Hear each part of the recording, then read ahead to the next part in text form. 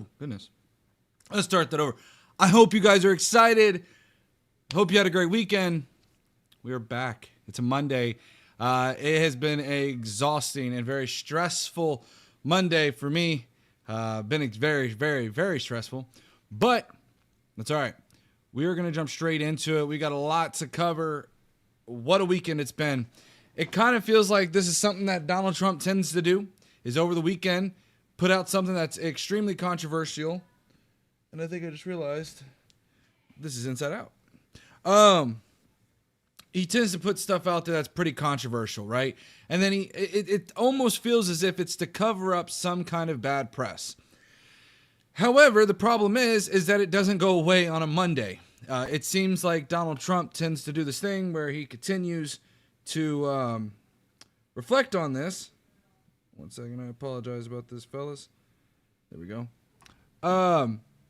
As you're coming in here, by the way, please hit that like button. Let's get the like going. It'll push us out to more people. That's how we do things. So as you're coming in, hit that like button so we can start getting more and more people out there. But anyways, Donald Trump came out and made some pretty hot takes. Also, there was St. Patrick's Day today, which meant that, the Donald Trump had to bring Conor McGregor into the White House. Very odd. There's also some just weird, odd things going on. And we'll go over some of that stuff. And more importantly, we're going to cover Donald Trump, obviously. So let's just jump straight into it. We got a lot to cover. And then potentially do call-ins. No guarantees on that. That's typically what we're going to do on a Monday, is do call-ins after the stream. But let's just jump straight into it. I know you guys are here for the juicy commentary. And so we'll start with a little bit of light news and we'll work our way into some more heavier news. How's that sound? All right. Let's jump straight on into it now. So, Elon Musk. So, NBC came out with a new poll, and as such, it caused a stir. For one, it showed that Democrats were behind significantly. There was about a 20 to 30% approval rating for Democrats. Let's be very clear. This is not an approval rating based upon Democrats having unpopular policy positions, so to speak. This is the misconception that a lot of MAGA tends to do, is MAGA will tend to sit there and say that Trump won the election because the left has gone so far left. That's not what this is a sign of. Let's keep in mind where this poll falls in line. This falls in line with the budget resolution and the fact that Democrats are not pushing back enough. And this is the issue, is Democrats hunger now for, I say fighting, let's be very clear, I mean, pushing. For example, we saw Schumer last week say 1 minute that he's going to end up not voting for the bill, only then to vote for the bill. This is why Democrats are unpopular, not because Democrats have inherently bad policy positions. Granted, there are some policy positions that may not be favorable to the masses, and that is true. But let's be very clear, it is also the fact that a lot of what's going on in the Democrat Party right now is that they're not pushing back enough, and they're seen as catering too much to the Republican base. And I think that's exactly what Wes has just stated in the chat, which is the bare minimum is what most Dems want. And it's the sad thing about it is that we just need a little bit of effort, just a little bit. And they're not giving that. They're consistently conceding to the right. But anyways, I digress. This poll came in and it showed that Elon Musk has a 51% negative view compared to 39% positive. 54% disapprove of how Donald Trump is handling the economy, which is the lowest in the history of the NBC poll. 55% disapprove of how he's handling inflation and the war in Ukraine, and 53% disapprove of Donald Trump's foreign policy overall. Now, we'll get into that because this NBC poll comes into play later, but I just want to show that Elon Musk is pretty unfavorable. And by the way, guys, as you're coming in here, please hit that like button. It pushes us out to the algorithm. Thank you. All right. So the next one that we're going to go over is this little slight interview with, I think it's Steve Witkoff. Tapper goes, is it now clear that Putin is the impediment to peace? Witkoff says, I think he has indicated that he accepts the philosophy of President Trump. Putin accepting the philosophy of Donald Trump.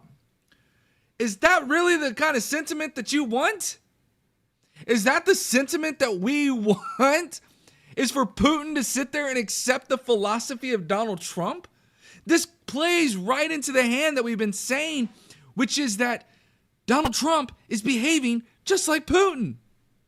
So much so that Putin agrees with him. Keep in mind that Steve Witkoff said, I think President Putin wants to see an end to this, even though right after this was mentioned, they continued to bomb Ukraine. So let's go to the next one here. As there was a natural disasters going all across the country, Donald Trump was doing what he does best. He decided to take a vacation. He took a vacation down to Mar-a-Lago. This is what he does every single weekend. And all the MAGA that sat there and got all upset and just cried about all of the things that, all the vacations that Joe Biden took, while storms were devastating the United States. We saw a tornado, I believe, go through Mississippi, for example. I believe actually killing some people. So when you look at this, he said, I just won the golf club championship. Probably my last at Trump International Golf Club in Palm Beach County, Florida. Such a great honor. Let's just not pretend that he was just handed this trophy, right? We all know exactly what happened here, and that is that Donald Trump was handed the trophy. You know, the kind of idea of a participation trophy, I think that's kind of what we saw here. Eric Shipley coming in with the insightful commentary of na na na boo boo. Okay, yeah. Interesting. Okay, so going on to the next one. We're kind of going through these really quickly, but it's okay because at the end of this, we got the press conference that we're going to get to that happened today. Arlington National Cemetery has begun wiping from its website histories highlighting Black, Hispanic, and women veterans. The changes in line with President Trump's directive to remove references to and support for DEI from the federal government. Now, all I had heard from MAGA and numerous people coming into this chat even, and numerous MAGA that I had heard, was that DEI is all about hiring. That's what DEI is, right? That people that are unqualified somehow get picked over the more qualified candidate just because of some immutable characteristic. This is a natural consequence of wanting to get rid of diversity, equity, and inclusion. You then see this, where our nation's heroes get wiped from Arlington National Cemetery. That's not what I heard DEI was. Now keep in mind, this also comes after the DOD, by the way, had to go back and say, well, we didn't get rid of the Enola Gay. By the way, the Enola Gay, which, you know, is the one that had a significant impact in U.S. and foreign relations, that reference, okay? Or about the Tuskegee Airmen, remember that, where they wiped that by accident and said they didn't? So how long until we look at this that we then see the Trump administration go, that was not what happened, or it was a mistake? Who really had a hand in doing this? Could it have been Elon Musk? Maybe it could have been. Where's his son currently? Greenland? Probably, Nathan. Out trying to take over more countries, I'm sure. What's going on, Miss Mandy? DEI is racial hiring quotas to them. Exactly, Wes. It doesn't include, again, it's important to dissect this, and I only recently started getting kind of more involved with this idea of DEI because, unfortunately, this is going to be 4 years of this. Diversity, equity, inclusion is not all about, quite frankly, even race. It could be about disabilities. It could be about somebody who is unable to physically work for some kind of a reason or another, and that is considered DEI.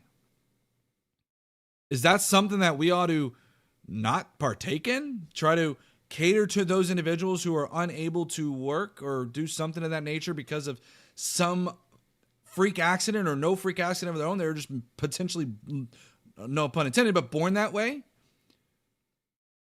The only race is the human race until everyone sees that America will stay divided.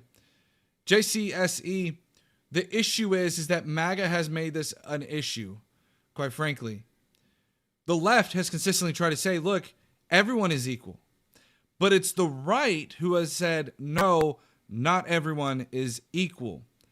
Let's be very clear who the party is here that is, quote unquote, dividing America. I don't tend to shift blame, but it is very important to shift blame where blame is due.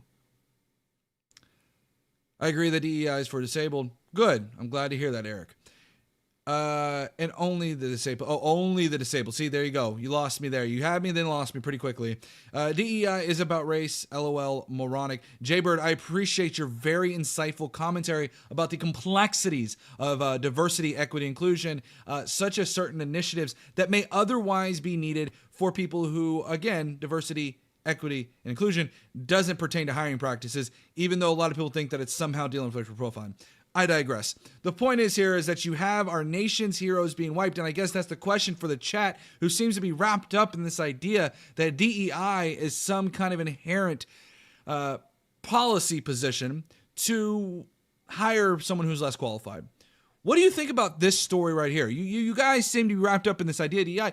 What do you think about the fact that we're wiping our nation's heroes because of the color of their skin? What about that? You can see the story here. It's quite lengthy. For example, General Colin Powell was the first black chairman of the Joint Chiefs of Staff in the 6,888th Central Postal Directory Battalion, was the first corps comprised of only of black women to work overseas during World War II. Their stories are no longer prominent on the website, but can still be found using the search function. So they're no longer in front page. They're now buried. Okay. Additionally, the Pentagon has marked thousands of photos representing diverse veterans to be removed from the website, according to the Associated Press. So that's just a few of them. We also have here Trump being asked about his use of the auto pen as president, and we'll get to that topic shortly. He said, "I don't want to talk to NBC anymore. I think you're so discredited. Again, your First Amendment president," or the title of the stream today is about Trump putting us into a constitutional crisis. And this is just another glaring example of many, many, many, many examples of Donald Trump going after our First Amendment protections.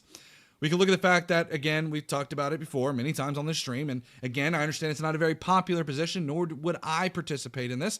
But flag burning, for example, is a First Amendment protection. We can look at the fact that NBC, CBS, and ABC have all been, I guess you could say, targets from President Donald Trump, saying that he's going to get rid of their licenses. Is that the First Amendment protections that every MAGA screamed about? That holy document they cuddled at the end of the night? Is that the First Amendment protections y'all guys are talking about? Because it sure doesn't seem like that. Trump said when he announced the end of DEI will forge a colorblind society and make a merit-based system. JCSE, the problem is that we have always had a merit-based system. There are protections currently in place for if you were hired based on some kind of an immutable characteristic, solely based on that immutable characteristic, to be clear. So again, it's always been about merit. There's never been anything else. And this is the problem, is sometimes people tend to lose sight of that. Trump is trying to silence all that speak out against him. Floyd, you are right on the money here. Anytime Donald Trump, we can look at the Associated Press, you know what the Associated Press did that got them booted from the press corps? Yeah, they called the Gulf of Mexico the Gulf of America. That is what they're guilty as charged with. First Amendment protections, right? Or how about when they said that they were going to bring forth this new media atmosphere, or whatever it's called, right? The new media seat in the press briefing room. It's consistently been right-wingers. Why have they not bring any left-wingers on? Now, watch out, because what I suspect will happen is they'll bring someone on like Cenk Uygur, like they did, with RFK Jr., by the way, where they'll try to tout them as a Democrat, right? Or as I like to call them, a dino. You want to have a rhino? Let's have a dino, right? A Democrat in name only at this point. Cenk has moved to the right, and what they'll end up inevitably doing is bringing him into the press briefing room and saying, see, we're all about diversity of thought. You see how that works? See how I did that? They're all about diversity, right? And that's kind of funny, too, when you think about it. The idea behind diversity, equity, and inclusion is that there's multiple layers of thoughts, essentially, right? And so what you've seen from Republicans is that they've touted all these left-wingers who have come over to their party. And in some cases, they say, they make the wild claim and a wild assertion that they've brought over all these Democrats and that the left is just going further left. Is that not touting diversity, equity, and inclusion? Is that not touting DEI on its face? Diversity of thought. That's exactly what it is, right? They won't talk about that because they can't understand that diversity has far more to do about thought or experiences than it has to do with an immutable characteristic. It is absolutely the Gulf of Mexico is recognized by the world. Floyd, you would be sadly mistaken. Oh, sorry, Gulf of Mexico. I'm sorry. That just the Gulf of America. Got my mind twisted. Yes, you're right. And that's the funny thing about it is what you've seen is tech companies capitulate to the Donald Trump administration and change, only in America, the Gulf of Mexico to the Gulf of America. You did not see them change it in other countries. Why? I wonder why. Could it be that Donald Trump wants to seek to get rid of Section 230, which would open up these tech companies to being liable for any speech that is put onto their platform? Indeed, by the world and not us, just that Google doesn't want to be sued by the Trump administration in 619. You just said exactly what I was saying, right? That's exactly it. Is that the Apple and Google just want to try to stay clear of being in the bad limelight. And what they have learned, like all these other countries have learned, is that when you sit there and you give favor to Donald Trump, he gives you a favor right back. And one thing that the world has learned is that Donald Trump is all bark and no bite. Donald Trump will bark, bark, bark, saber rattle, and that's it. And that, I think, is the thing, is that the first Trump administration, nobody knew what Trump was going to do, and they played it safe. And you see now the world realizing how Donald Trump plays. He saber rattles, and the moment that somebody says, hey, we're going to impose a tariff right back onto you, Donald Trump cowers down and goes, sorry, guys, I won't do that again. This one is really weird. Okay, I want you to see if you guys can spot what I spotted when I watched this, or when I saw this. Of course, it's St. Patrick's Day, and this is from Caroline Leavitt, the press secretary. You can see something kind of a bit ominous. What in the absolute world is this? I've seen some crazy things. I don't know if you guys can see it. I'll see if I can open the image in a new tab. Look at this. Do y'all see this in the background?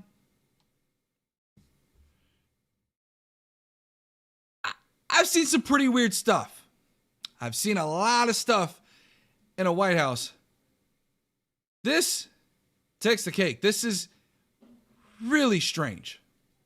Just wanted to point that out. That's all. Thought it was strange, nothing more, nothing less. And keep in mind, there are pictures of President Trump all around the White House. This kind of looks almost like he's pointing, saying, I'm watching you. Kind of, there's other countries we've seen something like this where there's iconography of their, dear leaders. It rings eerily similar to that. We also saw here Conor McGregor at the White House. And you can see here, all the bros are surrounded around him. Keep in mind that Conor McGregor has had allegations made against him. You can search up what those allegations are. And let's just say birds of a feather flock together. Kind of strange how that works out. JCSE said he's done more in a month than Biden did in 4 years. You're completely incorrect. Donald Trump has yet to have signed one actual bill into law, or one meaningful bill into law, if I'll say that. Whereas if we look at what happened with Joe Biden, who signed the Infrastructure Act, the CHIPS Act, the Inflation Reduction Act, and if we look at the American Rescue Plan, just 4 pieces of legislation that I can name off the top of my head that had a meaningful impact on inflation that Donald Trump decided to crumple up and throw in the trash. The same CHIPS Act, by the way, JCSC, that is leading to Apple and several other chip manufacturers to come back to the United States. That's not due to Donald Trump. Keep in mind, Donald Trump wants to get rid of the CHIPS Act, by the way. It's very clearly him recreating the "We Want You" recruitment poster, but sure, he's watching you. Okay, "We want you," or either way, it's a creepy picture. Sorry, Colton. I know, again, you may not understand that because you probably bow down to that picture possibly every night. I'm just telling you, it's a creepy picture to me. If you like it, great. More the merrier. I think it was a creepy picture. Bros repeating actual NPC updates created in a corporate board meetings of mainstream media. Blue Answer, I'm honored that you would think that I have these NPC talking points and that I'm reading off of somehow of a teleprompter. Keep in mind, I have no teleprompter right in front of me. So I appreciate that my cadences and my thoughts ring true of corporate media. And I actually think that's a compliment. So I do appreciate your compliment. Vince, you're arguing with someone whose parents are siblings. You're arguing with someone whose parents... Oh, I see what you... Okay, it took me a second. All written by Republicans. Biden caused inflation. JCSE, you are sadly mistaken. You can go ahead and look at Donald Trump's deficit spending. He spent $8 trillion, or Joe Biden spent $4 trillion. We can also look at the fact that Donald Trump sent out 2 massive stimulus checks that overheated our economy to no end. Yeah, the auto sign thing is something we'll get into. Isaac, welcome in, by the way. Hey, by the way, guys, we got 51 people in here and only 4 likes. If you like this stream, please hit that like button. Let's get up to 10 likes right now until we get to the main stories, which we will get to here in just a minute. Lastly, or one of the last ones we got is these stats of the weeks here. You can see the S&P 500 index to inauguration day. And what you're seeing is that Joe Biden and Obama saw significant increases in the indices, whereas Donald Trump kind of crashed the economy or stock market a little bit. You know what I mean? Kind of dropped. What's going on, Flithy? What's going on, buddy? And that's from Axios. You want to take a look at that. It's just another indication of Donald Trump's terrible tariff policies. And you can see here Donald Trump doubling down on tariffs, even though they will raise prices for consumers, calling their planned April 12th implementation a liberating day. So, yeah, what we're seeing is Donald Trump continue to double down on an inflationary policy, such as tariffs. I expect, and I would imagine seeing, come April 2nd, we will probably see, and this is not investment advice, so use it as you may, we will see the market react respectfully. If Donald Trump goes in and says, hey, what I predict is going to happen on April 12th is he's going to say, hey, I'm putting the tariff in place, stock market crashes or whatever, and then all of a sudden Canada goes, hey, we're going to do it right back at you. They keep playing this tit for tat game, and all it's doing is causing chaos in the marketplace, because one thing the marketplace does not like is uncertainty. Stimulus checks was printing money, brought the value of the dollar down. Yeah, that's called inflation. When the value of the dollar depreciates, that's inflation. Or the idea is that the value doesn't go as far, right? That, well, maybe I'm wrong. Maybe I'm thinking the value goes up. Sorry, inflation. Either way. Got my man twisted. It's been a long day, guys. Can you tell? So, Donald Trump printing more money, put more money out there, more demand. It's a simple supply and demand chain, right? The more demand for a product, they have to raise their prices because otherwise they're going to run out of supply. It's a simple supply and demand thing. They have to raise their equilibrium prices to bring the product back in equilibrium. That's just how inflation works, and inflation has naturally occurred over the course of several years. The whole reason why we don't have 99-cent gas anymore. Biden helped the gas prices. Trump wouldn't care. Just look at the egg prices. Yeah, Flash Josh, welcome in, buddy. Yeah, exactly. That's 100% correct. Fliffy, even though I don't agree this is entertaining, hey, Fliffy, I appreciate the entertainment value that I'm providing to you, and for that, you should hit the like button. For no other reason. I got a raise from a Trump tariff, so did the whole company. You got a raise from a Trump tariff. That doesn't make any bit of sense, because by nature, a tariff would be a tax on a company. It's an increased expense. Now, if you want to say that you got... Now, I'll give you the MAGA talking point. You could have said, you should have said, that you got a raise due to Donald Trump's corporate tax cuts. But again, that would kind of play into the left's hand, saying, yeah, the only people who benefited from Trump's tax cuts are the corporates, corporate elites. Trump tariffs failed. His first term as tariff war will disrupt the world economy. You're 100% correct, Floyd. The thing is about his first administration saw the tariffs not exponentially increase prices too dramatically. And there's a reason behind that, is because there was options, right? The difference now is that Donald Trump is trying to impose blanket tariffs on all imported goods, and he's going into a trade war with Canada, Mexico, EU, and several other countries, China.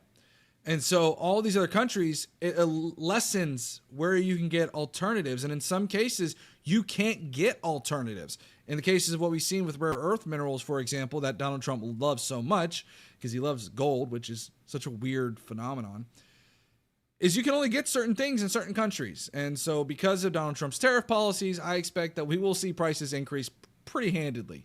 I believe we should be seeing, if not already, we should see CPI numbers coming out pretty soon for February. And I expect it will probably go up. Okay, man, what do you say about MAGA cap with guys who rep foreign and USA being American? We'll get to that. Isn't that double jeopardy? Think about it.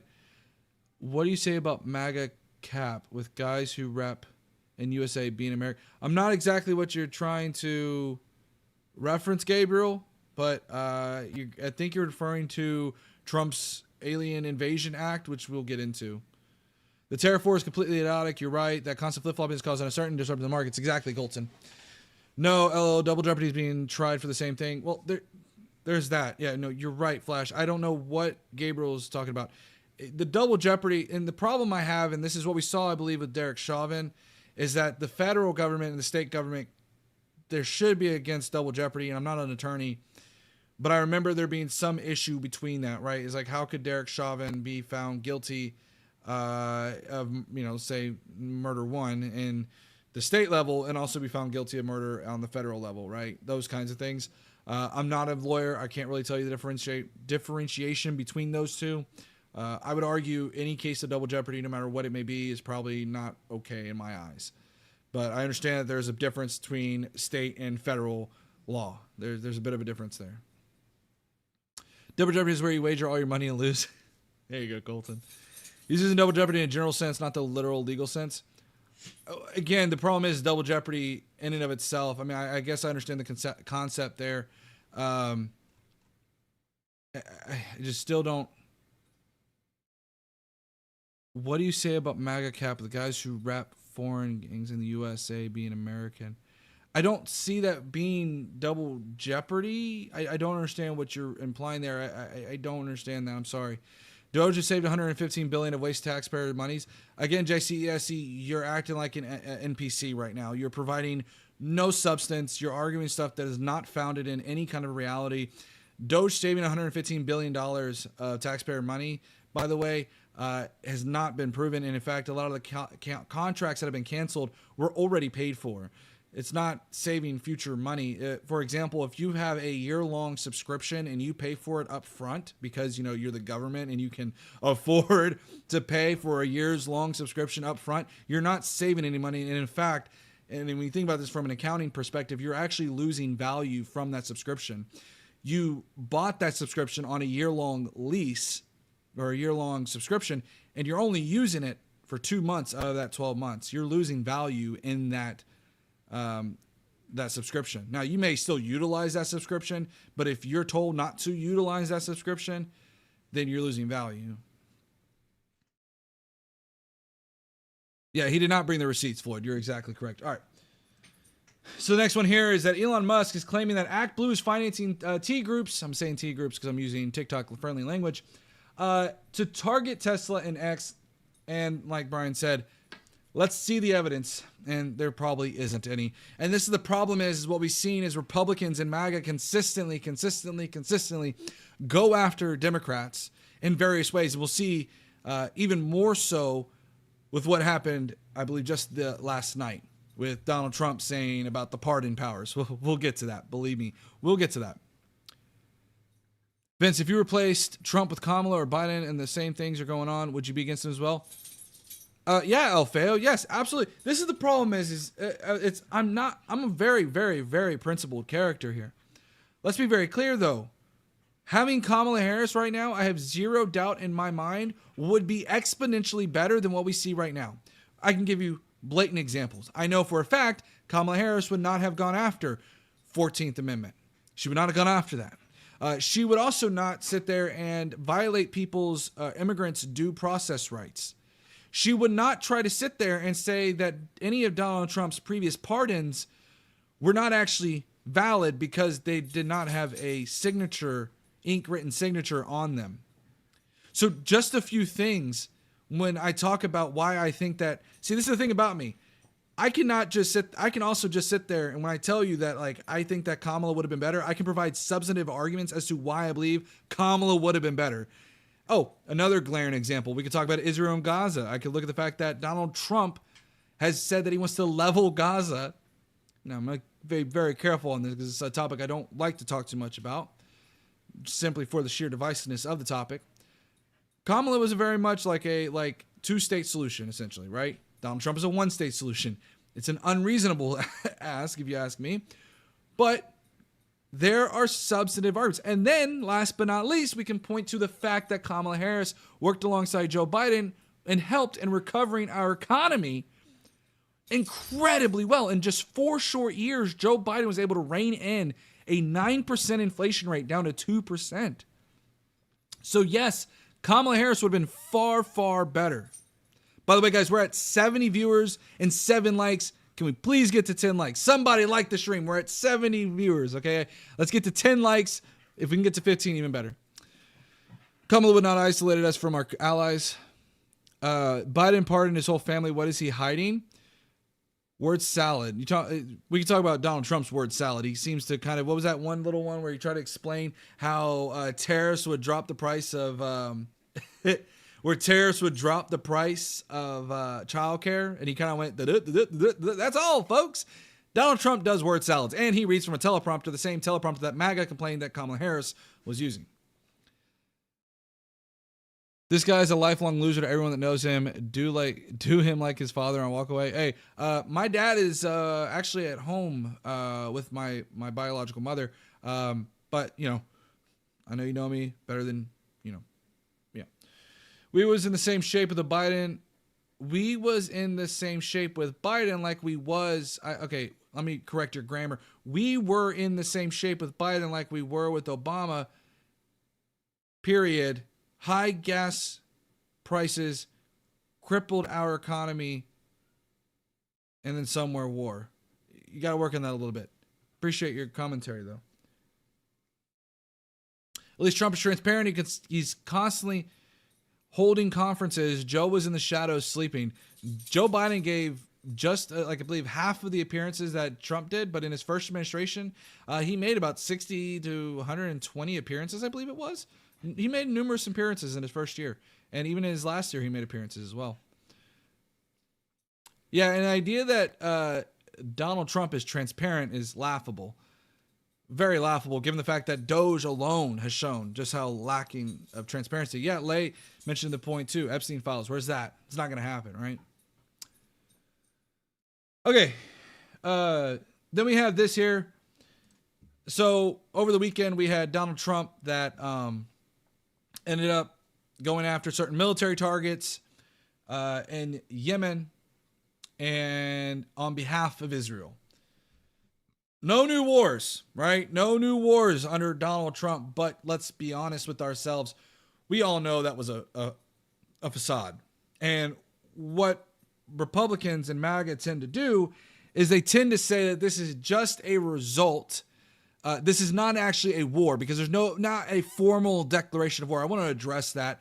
We all know what war is colloquially, and if we look at the fact that we haven't had a war declaration since, what was it, like the 80s, I think it was, or like 90s.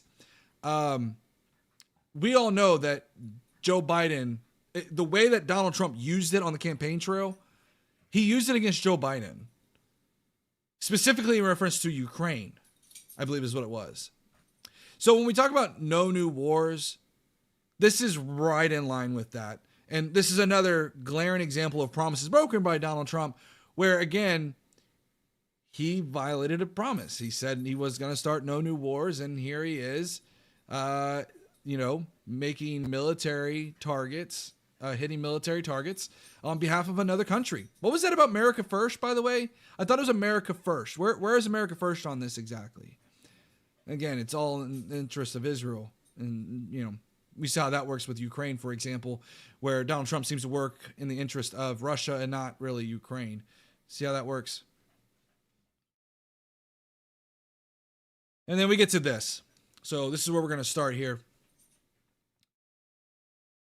So Donald Trump invoked the Alien Invasions Act of, I believe it was like 1890 or something like that, which this hasn't been seen in a long time, which designates a particular Ecuadorian gang, Tren de Agua, as a terrorist group. Here's the thing, is that because of this Alien Invasion Act or Alien Enemies Act that has not been enacted in a long time, there's been issues with the fact that when they announced this, hold on one second.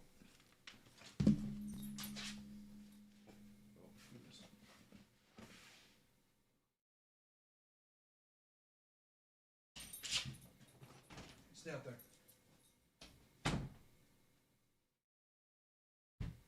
Ugh. All right, we're back.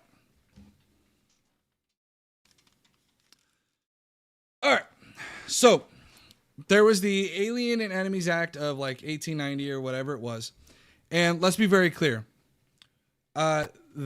When he invoked this act, there was a plane that had not left yet. There's reports, at least, that the plane full of these members had not left to Ecuador yet. But what ended up, El Salvador. I got it wrong. El Salvador. Not Ecuador. My bad. El Salvador. The plane had not left when this was enacted. And the judge told them, do not send that plane off. Turn that plane around and come back via a temporary restraining order. The Trump administration said, I don't care. We're doing it anyways. And thus, we got this issue now. We got this constitutional crisis. And once again, we have the Donald Trump administration completely ignoring this. And this caused an issue. You can see from Axios, the White House says it ignored a court order to turn around 2 plane loads of alleged Venezuelan gang members because the flights were over international waters, and therefore the ruling didn't apply to senior officials, tell Mark Caputo. Keep in mind, guys, by the way, this is their response. It's absolutely laughable, by the way. The administration did not refuse to comply with the court order. The order, which had no lawful basis, was issued after terrorist TDA aliens had already been removed from U.S. territory. The written order and the administration's actions do not conflict. Moreover, as the Supreme Court has repeatedly made clear, which again, where in the Supreme Court decisions, federal courts generally have no jurisdiction over the president's conduct of foreign affairs. His authorities under the Alien Enemies Act and his core Article 2 powers to remove foreign alien terrorists from U.S. soil and repel a declared invasion. A single judge in a single city cannot direct the movements of an aircraft carrying foreign alien terrorists who were physically expelled from U.S. soil. So, in other words, she kind of starts off saying that, there was no jurisdiction, yet admitting that they could have turned them around. This is going to cause serious issues. And there's some legal jargon into that. But essentially, the judge does have meaning to do this. Reason, total legal rationale. Now, the other issue is that we had Tom Homan, the Trump border czar, on What's Next, said another flight every day. Trump border czar Tom Homan on What's Next. And he said another flight every day. We are not stopping. I don't care what the judges think. I don't care what the judges think. They are antagonizing our judicial branch. They are challenging our judicial branch. Our separation of powers is being completely dissolved with this administration. It is insane. I don't care what the left thinks. We are coming. And if you look at this one right here, Steve Bannon on the mass deportations to El Salvador, if there's some innocent gardeners in there, hey, tough break for a swell guy. And then it gets crazier because that's not all that took place. We can see here, for example, that the White House posted on their official X account, once again, a photo op, trying to say, look what we're doing, where it's a musical note, and it says, you don't have to go home, but you can't stay here. This is referring to closing time, that kind of thing. That song, yeah, that's what that's in reference to, which, by the way, if you look at this from the Bulwark, Edgar DC reached out to Semisonic Band about Trump using their song here, and they said, we did not authorize or condone the White House's use of our song in any way, and no, they didn't ask. The song is about joy and possibilities and hope, and they have missed the point entirely. And then you got Alina Habba. It's very simple. America doesn't want criminals in our country. You want to come to our country, you can, but you will do it the right way. And then there's Stephen Miller. Stephen Miller. That is not something that a district court judge has any authority whatsoever to interfere with, to enjoin, to restrict, or restrain in any way. By the way, Stephen Miller is not an attorney. He is a propaganda arm of the Trump administration. So what we've seen here is the Donald Trump administration going after immigrants and, quite frankly, any immigrant that they deem to somehow be a gang member of this group and deporting them. So let's be very clear where my issue lies here, because a lot of people may see my restraint against this and think that I am for all the acts that this group may be committing on U.S. soil. I am not for that. What I am against is a violation of due process. What I am against is when the Trump administration, carte blanche, just labels someone with no evidence as a member of this group and then deports them. If due process is being followed, and if there is an underlying crime, or if there is a member of this group who are committing these things, by all means, send them back. No problem there. That is not where my issue lies. My issue lies with them, one, defying court orders. That's a huge one. And the second is the violation of any potential due processes. From my understanding, they even, and I don't know how true this is I believe an allegation that I had heard, is that they even deported some teenager.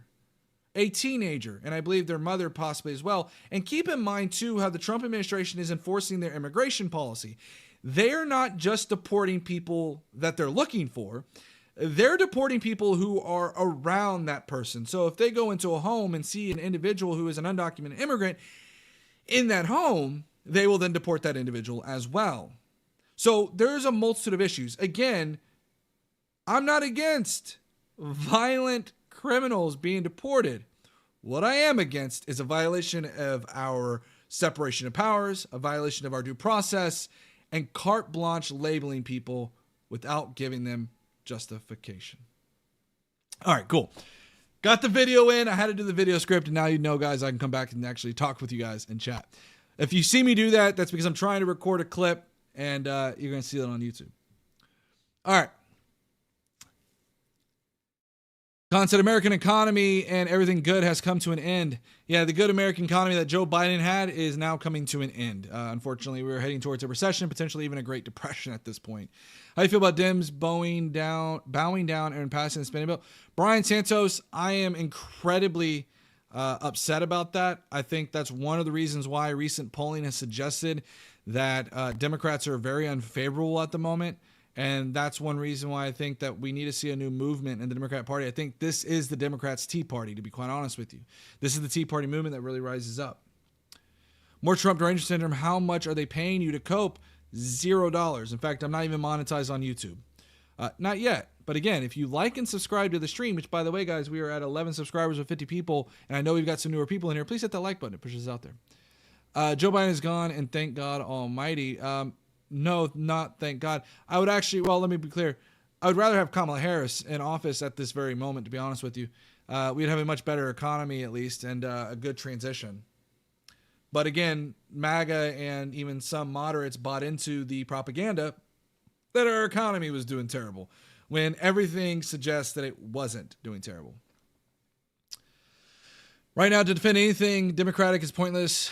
Too much shame. Can't deny Democrats were literally brainwashing.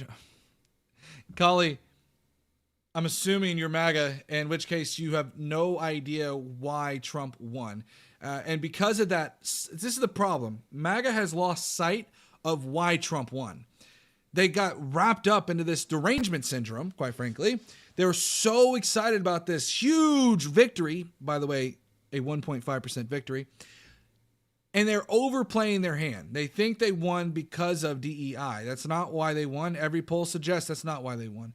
The reason why they won is because of the economy. And right now, the economy is tanking. By the way, people didn't vote. Now, I don't want to say people. Vast majority of people's concerns were not even Russia, quite frankly, or Ukraine. It was immigration, economy, and what was the other one? There was a third one. Democracy, I think, was one or whatever. So it was those top three issues consistently hand over hand. And so again, Donald Trump's number one issue is economy. He propagandized and went across the stage saying it's all about the economy. The economy is terrible. And now look at him. He's tanking the economy. It's insane to me. I personally trust no politicians, and you're right to do so. read their policy prescriptions, look at their history, and see if you think it's a great policy. I could tell you based on Donald Trump's history that it's probably not a great policy. So the economy was... Hold on, go one second.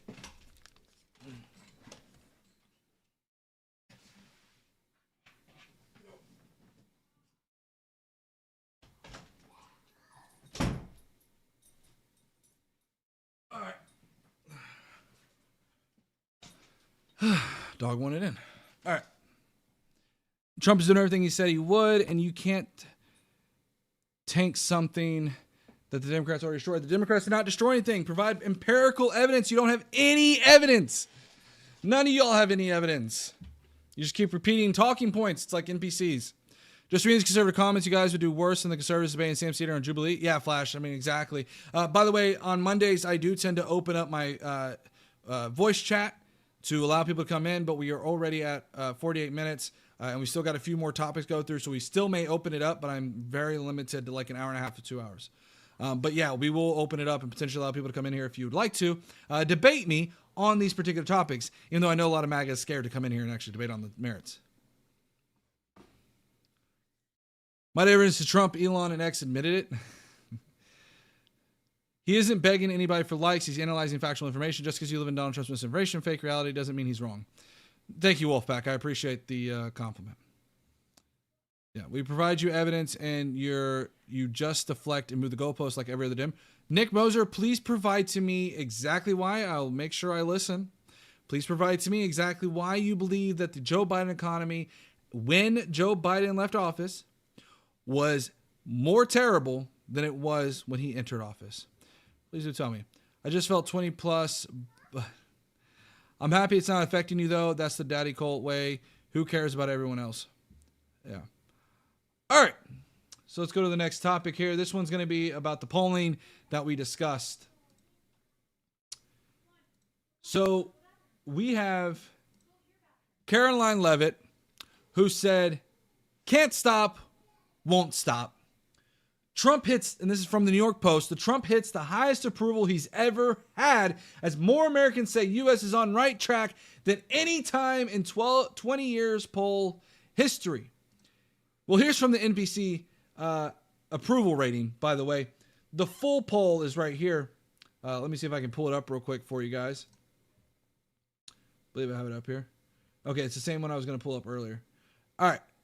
So you can see right here, Donald Trump has a 51% disapproval rating. He's in a disapproval, net disapproval. And she touted this as can't stop, won't stop. You know what? Don't stop, because you're going down in the ratings. They take one little tiny thing saying that he's reached the highest that he's ever had. If this is the highest he's ever had, it's on a downward trend. You can see that here. Disapproval, 51%, 47%. So again, it's wild to me to see this play out in real time. Now go to Fox polls. Yeah, the Fox polls are crazy. They're going to show like a 51, like a 60, 70% approval rating, even though they've only polled Republicans. It's like saying go to Rasmussen. That's pretty good for a Republican president. It would be good if they weren't on a downward trend. Donald Trump is going down on the trend right now, okay? It's not like it's been stationary, just kind of like going, no, it's like, boof.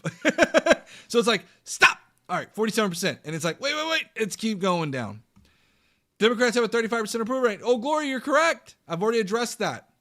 I'm willing to acknowledge that, unlike, I'm not sure if you would address the fact that Donald Trump has a negative approval rating. So if you want to address that, you certainly can. I'm willing to sit there and certainly accept the fact that we have a 37% approval rating. And the reason why I accept that is because, generally speaking, Democrats, and again, you're looking at it in a different manner than I am, and that's acceptable. The problem is that Democrats are not focused on fighting back, which is what the base wants. The base wants a little bit of grit, a little bit of strength. The Democrat base does not want to see Chuck Schumer one day go, I'm not going to vote for this budget, and then the next day say, I'm going to vote for it. That is exactly why the Democrats' approval rating is so low. Not because The Democrats have an unpopular policy position per se. Okay, let's be very clear. This is a referendum on the Democrats not doing enough and capitulating to the right. So what's happening right now with Democrats? They continuously, we see this with Fetterman, of all people. Fetterman consistently wanting to kiss the feet. Doesn't make a lot of sense. Please show what Trump has done for the economy, putting people out of work. How can have a positive economy? Absolutely, Terry. Nothing Donald Trump has done has been a necessarily positive impact on the economy. Oh, Glory. Hey, I appreciate your concern, Oh, Glory. But I got many people in here that are chatting and they're listening and everything. You can pause the stream if you'd like. That's perfectly fine. That's great. Again, if you want to be a troll in here, certainly you can be. But I'm not going to allow you to sit here and just spew hatred either. Respectfully, if you don't like the stream and you just want to be a troll, which you seem to have been admitting to, I can certainly, you know what? Matter of fact, let me go and do this. I'm going to do this. Let's do this. There we go. That'll take care of that. Clearly, you're not in here to actually have substantial argument or contribute to the stream. Otherwise, you would not say things like that. So how does that sound? Bye-bye. You sure look at wasteful. You sure look at all the wasteful spending he uncovered and all the people who lost their jobs. Didn't do our country any good. You're absolutely right, Axman. JCSE cutting waste. He sent out an email and asked, "What are the 5 things you've done this week? Federal employees should do their job." Yeah, but JCSE, let me explain what that is. That's called micromanaging. Okay. Someone at that caliber should not be stepping over the managers or the directors of those agencies. Let's be very clear. I think this is overlooked by a lot of people who have not actually participated in any kind of managerial style. They tend to sit there and not understand that when your manager steps over you to then go and say, hey, it's like, why am I even here in the first place? Why am I the director here? This is exactly why Marco Rubio and the FFA guy, Sean Duffy, are upset about Elon Musk, because Elon Musk is essentially doing their job, even though he's an unelected bureaucrat, the same elected bureaucrat, by the way, that MAGA seems to not like, by the way. Yes, and unemployment has gone up. How can you buy gas with no job? Exactly, Terry. And their argument is that it's just government employees. But what people don't understand, and I could be wrong on this, is that the U.S. is the largest employer in the country.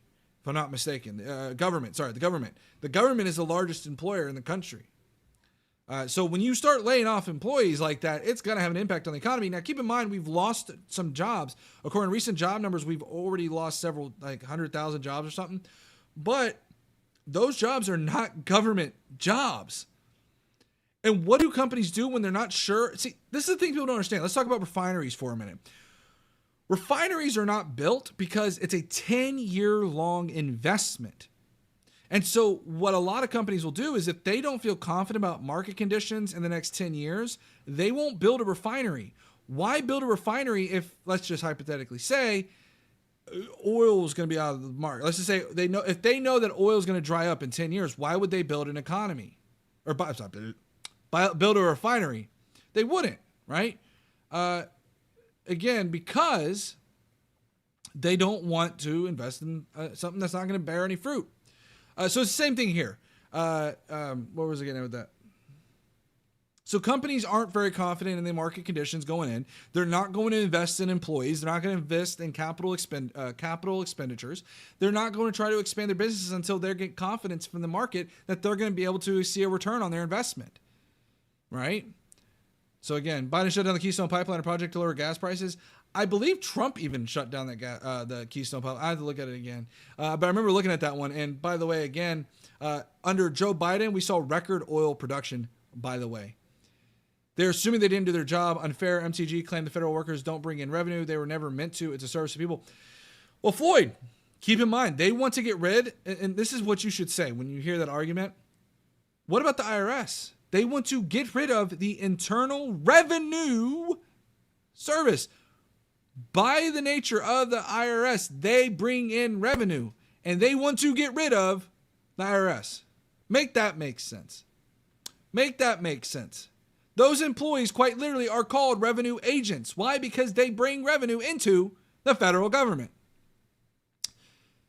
What is the significance of record oil production when prices don't go down? Gas prices went down, and I believe oil prices kind of got leveled off, if I'm not mistaken. So gas prices did go down under Joe Biden. Granted, they were not pre-pandemic level, but they were definitely lower. The Dems lost when they ran Kamala. This is their fault for running Biden in the first place.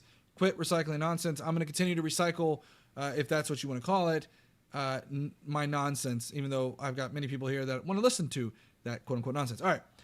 So let's talk about this. The pardons. So Donald Trump decided that he was going to revoke the pardons that Joe Biden issued. Joe Biden issued numerous pardons for the J6 committee, for himself and his family and his son, and numerous other people. And Donald Trump wants to now say, whoa. Those pardons are not actually pardons because they were done with a quote-unquote auto pen. There's a few issues with this. Namely, one, ironically, Trump's campaign used auto pen signature to sell signed hats, and the few buyers who found out felt duped. There's also the idea that Donald Trump has himself used auto pen for other documents. And what the story is that Joe Biden would sign a document with the actual pen, and it would go to the National Archives. What the National Archives would do, and this is where the Heritage Foundation came into play, was that the National Archives then digitized his signature. And instead of just doing a hard copy, of the actual document, they copied essentially the PDF without the signature on it and digitized the signature onto the document. Keep in mind, there's no legal or constitutional requirement for a pardon to have, quite frankly, any signature. But Donald Trump, being, the guy who's trying to consolidate as much power to the executive branch as he possibly can, wants to say that Joe Biden's pardons are invalid because they're not written with an actual pen. This is just patently false. It's also just another glaring example of Donald Trump taking, unilateral actions. And it's probably one of the more sacred ones. And again, it begs the question, if you're okay with doing this, would you be okay then if a Democrat came in and said, well, Donald Trump's, because mind you, they also have done the same thing. The National Archives have done the same thing for Trump's executive orders when it comes to these digitizing and signatures. Would you be okay with a Democrat coming in and getting rid of those pardons? Because, what about the J6 pardons? Could you imagine doing that? Imagine getting a pardon, getting out of jail, only to then say, well, that pardon's been revoked. Now go back to jail? How does that work? I've never seen a pardon revoked in this manner. So it'd be interesting to see how that would play out. But this is just another glaring example of Trump taking unconstitutional measures and trying to consolidate as much possible power as he can to the executive branch. So someone else could have signed it. Yep, they used him. Haven't heard that one. So again, you have no evidence to suggest that anybody used Joe Biden. And to be very clear, Joe Biden is photographed and videographed, whatever you want to call it, actually signing some of these things. And again, the National Archive could easily, and I'm sure they will at some point in this process, provide evidence as to saying, hey, look, here's the actual written document. It's quite simple, actually. But again, Donald Trump is getting this from the Heritage Foundation because the Heritage Foundation tried to compare the digitized signature against the actual written, and that's when they discovered that it could have been done by AutoPen. And the National Archives said, hey, look, this is just because we don't want to sit there and have to scan every single executive order. And it's a very automated process. Now, keep in mind, even if it weren't, the president doesn't have to sign any of these pardons. They don't have to. They don't sign any of those pardons. Trump does it on live TV. Oh my gosh.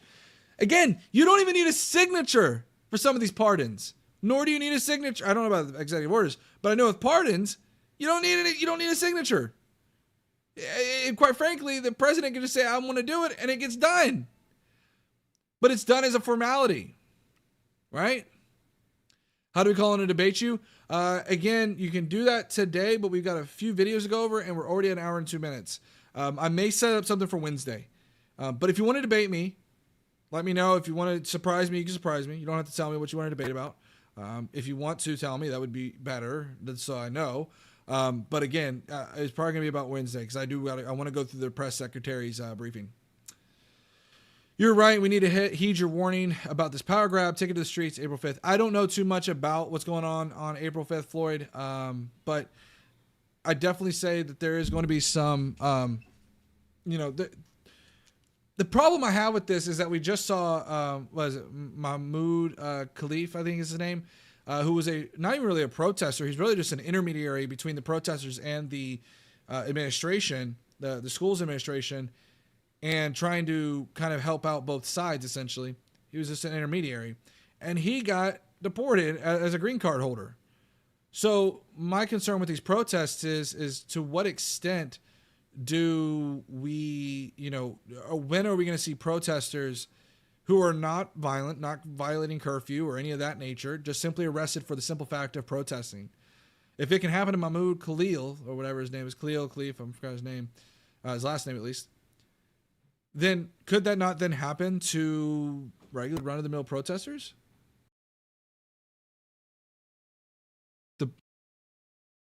The problem you have is anyone that doesn't. Oh wait. So instead, like fascists, you just put us in timeout if we disagree with you. The problem you have is anyone that doesn't disagree with you out in timeouts. Okay. First of all, I very rarely, and I've instructed my mods, by the way, Santa. Okay. Very funny name, by the way. I'm not going to give you the gift of being timed out. I don't really time out anybody. I've actually instructed my mods, let everybody duke it out. If you have an issue with me, I have no problem with that. Don't time somebody out for them arguing with me. Quite frankly, even if you really want to troll me, I have no problem with it. I have my limitations and I'll make my judgments when I do. But it's when you start to, my rules are very simple, and I believe you have to agree to them before you come in here. Do not sit there and argue with other people in terms of a derogatory manner in the chat. They didn't ask for it. You want to argue with me? Argue with me.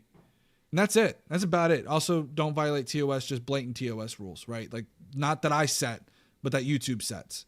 That's all the rule is. Okay, I appreciate it, Santa. How do you feel about Europe wanting more war, rearming? I get it, because again, if Donald Trump is taking the side of, Putin, they're probably like, hey man, look, we need to really rearm up and make sure we're good. You know what I mean? All right, guys, before we move on to the press briefing, listen, we're at 15 likes with 80 people. Let's get up to 20 likes. All right? All right, so let's go ahead and watch this press briefing. Ooh, that's loud. All right, let me turn this down a little bit. It's pretty interesting. It's 31 minutes, and this will be pretty good. It'll probably fill up the rest of our time anyways. Yo, Blizzo, what's going on? Are we mad about the gangsters? So the problem with that is again, Blizzo, we've talked about it before. Exactly, Floyd. If you're being disruptive to the program, you got to go. That's pretty much it. I mean, like I said, I'm really chill about it. Most of you guys who've been in here see the MAGA trolls and everything. I don't mind a good troll every now and then. It keeps the content flowing, keeps the content great. But yeah. Skip me again. What'd you say, Alfeo? He was handing out propaganda. No way you're on his side. So blind because of your hatred for Trump. Alfeo, you have not, as far as I've seen, there's no evidence to suggest that is what the case is. And I don't even believe he was handing out those papers. I have to look at it again. But on those papers, I don't even believe that was the case. So, and again, the problem is, even then, it has to be like material support, I believe, in order to revoke your green card. And that hasn't been the case. Discourse always good? Exactly. It always is, Brian. Orange Man never was for Americans. He lied to us. Absolutely wicked. How do you feel about the Trump saying the EU was formed to punish the U.S.? I haven't seen that, Floyd. But again, it's just another way of Donald Trump. It's kind of, here's the weird thing about it, right? Is I think there's some weird things going on. There's like a little bit of isolationism going on where Donald Trump is really trying to isolate the United States. But there's also some weird imperialist things going on, right? Where Donald Trump is talking about wanting to take over Greenland, take over Gaza, take over Panama Canal, even using military force at the Panama Canal. So it's kind of a weird thing that I see going on is it's like he's trying to isolate us, but he's also trying to expand, which isn't, they can kind of exist in the same plane, right? because you're trying to isolate, but you're trying to expand into other countries to take over to join your country, right? But he's working alongside some of our adversaries, and you can say some of our allies by the way of the Israel. But yeah, it's weird what's going on. And so him trying to isolate us from the EU is only going to harm us more and more. And the EU is already kind of getting disgusted with how we have handled our relationship with Ukraine. And because, again, it impacts the EU directly. If Ukraine falls, what's to stop Putin from going into the EU? And, you know, Trump wants... I'm not a foreign policy guy, so I'll tell you that right now. My foreign policy knowledge is a little weak. But I can handle my own, essentially. Right? I still let Donald have Greenland, let him stay there. Yeah. It's called patty cakes with strength. Oh, it's called patty cakes with strength. Strength through weakness is what Susie's trying to reference, because Donald Trump, anytime there's pushback, Canada, Mexico, what was it? Not Cuba, might have been Cuba. There was one country that he said, I think it was the Dominican Republic. I don't remember. It was one of the ones down in South America that he said, hey, you're going to take this plane full of people. And they said, no, we're not going to do that. And Trump was like, yeah, you are. And he's like, okay, fine. Then I'm going to impose a tariff right back onto you. That kind of got lost in the weeds a little bit on that conversation. But what ends up happening time and time again is Donald Trump saber rattles. And then someone says, okay, fine. I'm actually like, let's go. And the next thing you know, he's like, oh, okay, I'm sorry. I was just rattling. I was just rattling the saber, bro. Like, all I was doing. And next thing you know, he backs down. That's exactly what happens, is he consistently backs down. What do you think about Switzerland speaking out about Trump for being such a neutral country? It says a lot, Susie. We saw, I think it was today, France, and I might be in this press conference, France saying that they want to take back the Statue of Liberty. We have become a laughingstock on the world stage. It's embarrassing. It's very, very embarrassing. Hello, everybody. Good afternoon. Happy Monday. Happy St. Patrick's Day. I see a lot of us are very festive in our green. Peter Ducey, I like it. First today, I want to address the devastating tornadoes and storms that have impacted many states throughout the South and the Mid. Hold on one second, guys. I'm having a bit of an issue with the... You forgot the overwhelming majority of the brains voted for Trump? The overwhelming majority of the brains. I'm questioning that, to be honest with you. Let's see. Midwest. As of this morning, more than 40 innocent lives have been lost, and many communities have been totally destroyed. The president... What do I not have the facts on, Susie? Please enlighten me. Let France have the Statue of Liberty back, put a Bob's Big Boy up there instead. Okay, Joseph, I'm not going to lie, that's kind of hysterical, and I was... That would be kind of funny, actually. Maybe like what? I wouldn't be surprised if like France ended up taking back the Statue of Liberty and MAGA wanted a statue of Trump.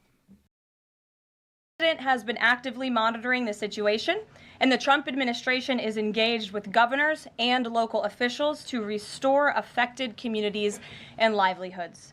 Everyone impacted is in our prayers, and President Trump is fully prepared to assist. I want to mention this too, which I think is really interesting. They're covering this now because of how popular, I don't say popular really, it's not the right word, how much the news has covered these natural disasters. Keep in mind that about a month ago, we had the floods in Kentucky that ended up unaliving like 18 people. And the issue is that Donald Trump was at the Daytona 500 during that time, and we have yet to have heard from this podium anything about the Kentucky floods. Nothing. At all. Zero. But because this one was so widespread and the news covered it so much, they felt that they had to address it. But no addressing of the Kentucky floods, by the way. The only thing that ever happened from that was a natural disaster or a disaster declaration. That was it. No statement by Donald Trump, no visit down to the disaster zone, even though we saw during Hurricane Helene them make a big stink about how long it took Joe Biden to go visit the disaster areas. Okay, remember that? Remember when Donald Trump raced to go down to North Carolina to show how he was there and he was present? When is Donald Trump going to go to the disaster area here? When is he going to go to the disaster area in Kentucky he's yet to have been to? State and local officials as they recover from the horrific damage. The president has had a very busy weekend, making our country and the world a much safer place. President Trump ordered decisive military action against the Houthi terrorists in Yemen. These Houthi terrorists have engaged in piracy, violence, and terrorism against American ships for years under the... Can I just mention, too, the fact that he's wearing a hat that is autographed by himself, I think is incredibly weird. I just think it's weird. Sorry. I think it's weird. Why are you wearing a hat that you autographed yourself? What? That makes a whole lot of sense. It's kind of like when you know your mom, when you go to kindergarten, puts that little like signature on your like, or like your name on the back of your jacket or whatever. It's kind of weird, right? Biden administration, costing billions of dollars and putting innocent lives at risk. Joe Biden's pathetic weakness invited these unacceptable attacks. But there's a new sheriff in town, and his name is Donald Trump. And the world is officially on notice. America has a commander-in-chief whose peace-through-strength approach is unwavering and should not be tested. As the president said, no terrorist force will stop American commercial and naval vessels from freely sailing throughout the world. Houthi terrorists and their Iranian backers should not cross President Trump again, and the president has made that clear today. Remember, no new wars, guys, no new wars. On another important matter, President Trump signed a proclamation invoking the Alien Enemies Act regarding the invasion of the United States by the foreign terrorist organization Tren de Aragua. At the president's direction, the Department of Homeland Security carried out a counter-terrorism operation deporting nearly 200 violent Tren de Aragua terrorists, which will save countless American lives. Thanks to the great work of the Department of State, these heinous monsters were extracted and removed to El Salvador, where they will no longer be able to pose any threats to the American public. Tren de Aragua is one of the most ruthless terrorist gangs in the world. Again, the problem with this is how do we define these? What are the investigative procedures to determine who is and isn't a part of this group? And I believe a reporter will eventually ask that as well. And they are responsible for some of the most heinous crimes that have occurred in our nation's history in recent years, including the savage murders of beautiful Laken Riley and Jocelyn Nungray. President Trump promised Laken and Jocelyn's families during his campaign that he would demand justice for their beautiful girls, and that's exactly. And the problem I have with this is the Trump administration continues to use the tragedies of children to further their political agenda. I encourage anybody out there, anytime I've engaged with any MAGA who brings up these children, I say, can you name 5 children that have been harmed by undocumented immigrants? And they can never do so. They name 2, and it's these 2 that were just touted. And that speaks volumes. If you want to test who MAGA is, if you want to test how depraved MAGA is, ask them that question. I guarantee you 9 times out of 10, they will be unable to answer 5 children that were harmed by undocumented immigrants. They're unable to do that. And if they answer with these 2 here, you'll know exactly just how much they actually care about this topic. Exactly what he did. As the president acknowledged during his inaugural address on January 20th, he pledged to invoke this act. And he has no higher responsibility than to defend our country from threats and invasions. President Trump will continue his historic efforts to seal the border and prevent these illegal invaders from coming here in the first place. And we went over this last week. They're not stopping the border, right? They're not closing down the border. What they're doing is they're changing the way in which they report these encounters. Now, I don't disagree that there is probably a reduction in people coming to the United States just by sheer presence. There is probably some truth to that. Do I think it was shut down, and do I think the numbers are hyperinflated? 1,010% I believe the numbers are inflated. Do I think it has dropped? Yes, but let's be very clear, it also was dropping under Joe Biden as well in his last year. If you look at the encounters under Joe Biden's last year, it was dropped dramatically from previous years. But I do think it may have dropped a little bit under Donald Trump. There is some element, just a little bit of truth, to being kind of a strong force at the border. But do I think it's been to the degree to which they're talking about? No, I think they're dramatically overstating these numbers. As the New York Times is acknowledged over the weekend, President Trump's policies are working. Here's how the Times summed it up. Illegal crossings at the U.S.-Mexico border are down to their lowest level in decades. Once crowded migrant shelters are empty. Instead of heading... Let's be very clear. The reason why they're emptying is, again, this is how you can play these tricks, is that what they're doing is they're either deporting these individuals, or they are just simply releasing them back in the community, or they're relocating these individuals.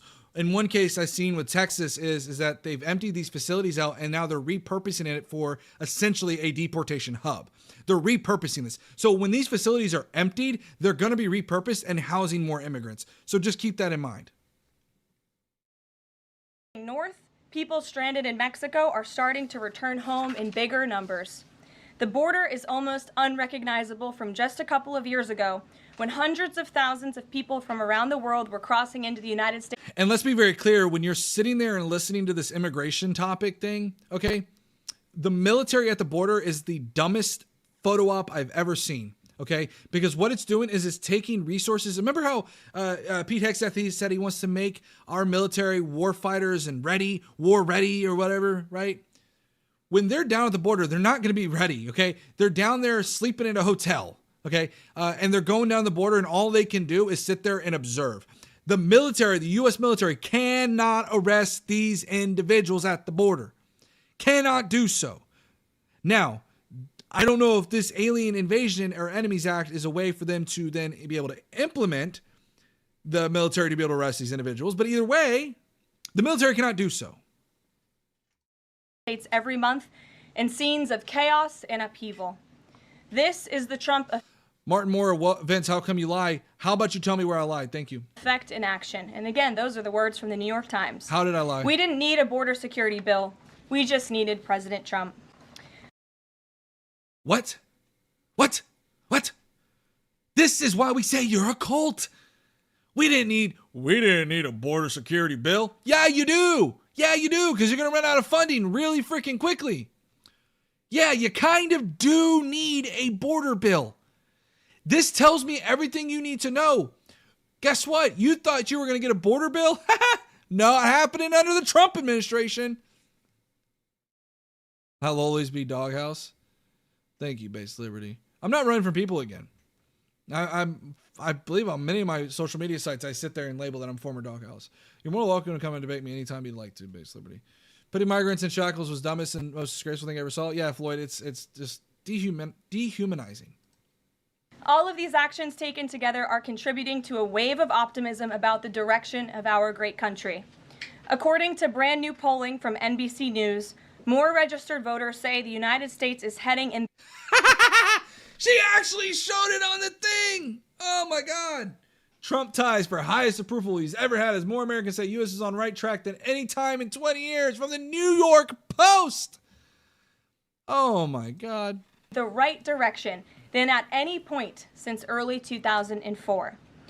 Americans support President Trump's common sense approach that's getting our country back on track in record time. Oh, God. Meanwhile, the president's critics can't say the same. That same new... This is called cherry picking, guys, by the way. When you sit here and you find these little things here, look at, and this right here is the poll that I was referring to earlier. She's using this poll as a way to say that Democrats are not popular due to policy positions, and that's just not the case. It's totally NBC poll also found that the Democrat Party has reached an all-time low in popularity. It turns out when you let your hatred of President Trump get in the way of doing what is best for America, the people reject you. Who would have thought? Joining us today in our new media seat is Kelly Meyer. She is a White House correspondent with News Nation. News Nation. What do you know? When are they going to put a leftist news site in that chair? Huh? What do you think about that? They're not going to do that. They're not going to do that. Started in 2021 and is one of America's fastest growing cable news. JCSE, you're right. And that is the exact reason that Democrats labeled him the deporter in chief. Networks with a focus on news for all of America. Naya Boron. Yes, I actually have a reason to disagree, and I'm not just going to sit there and deny. I have provided ample evidence as to why I disagree with some of this polling or disagree with some of these policy positions. Welcome in, by the way, because I don't believe I've seen you earlier. Now, come on, man. Don't mess with my hairline. My hairline didn't ask for any of that. Listen, okay, that's what happens when you get older, right? It's part of a larger ecosystem. Nexstar, which is home to News Nation, the political website The Hill, the broadcast network The CW, and local Nexstar stations. With that, kick us off, please, Kelly. Thank you, Caroline.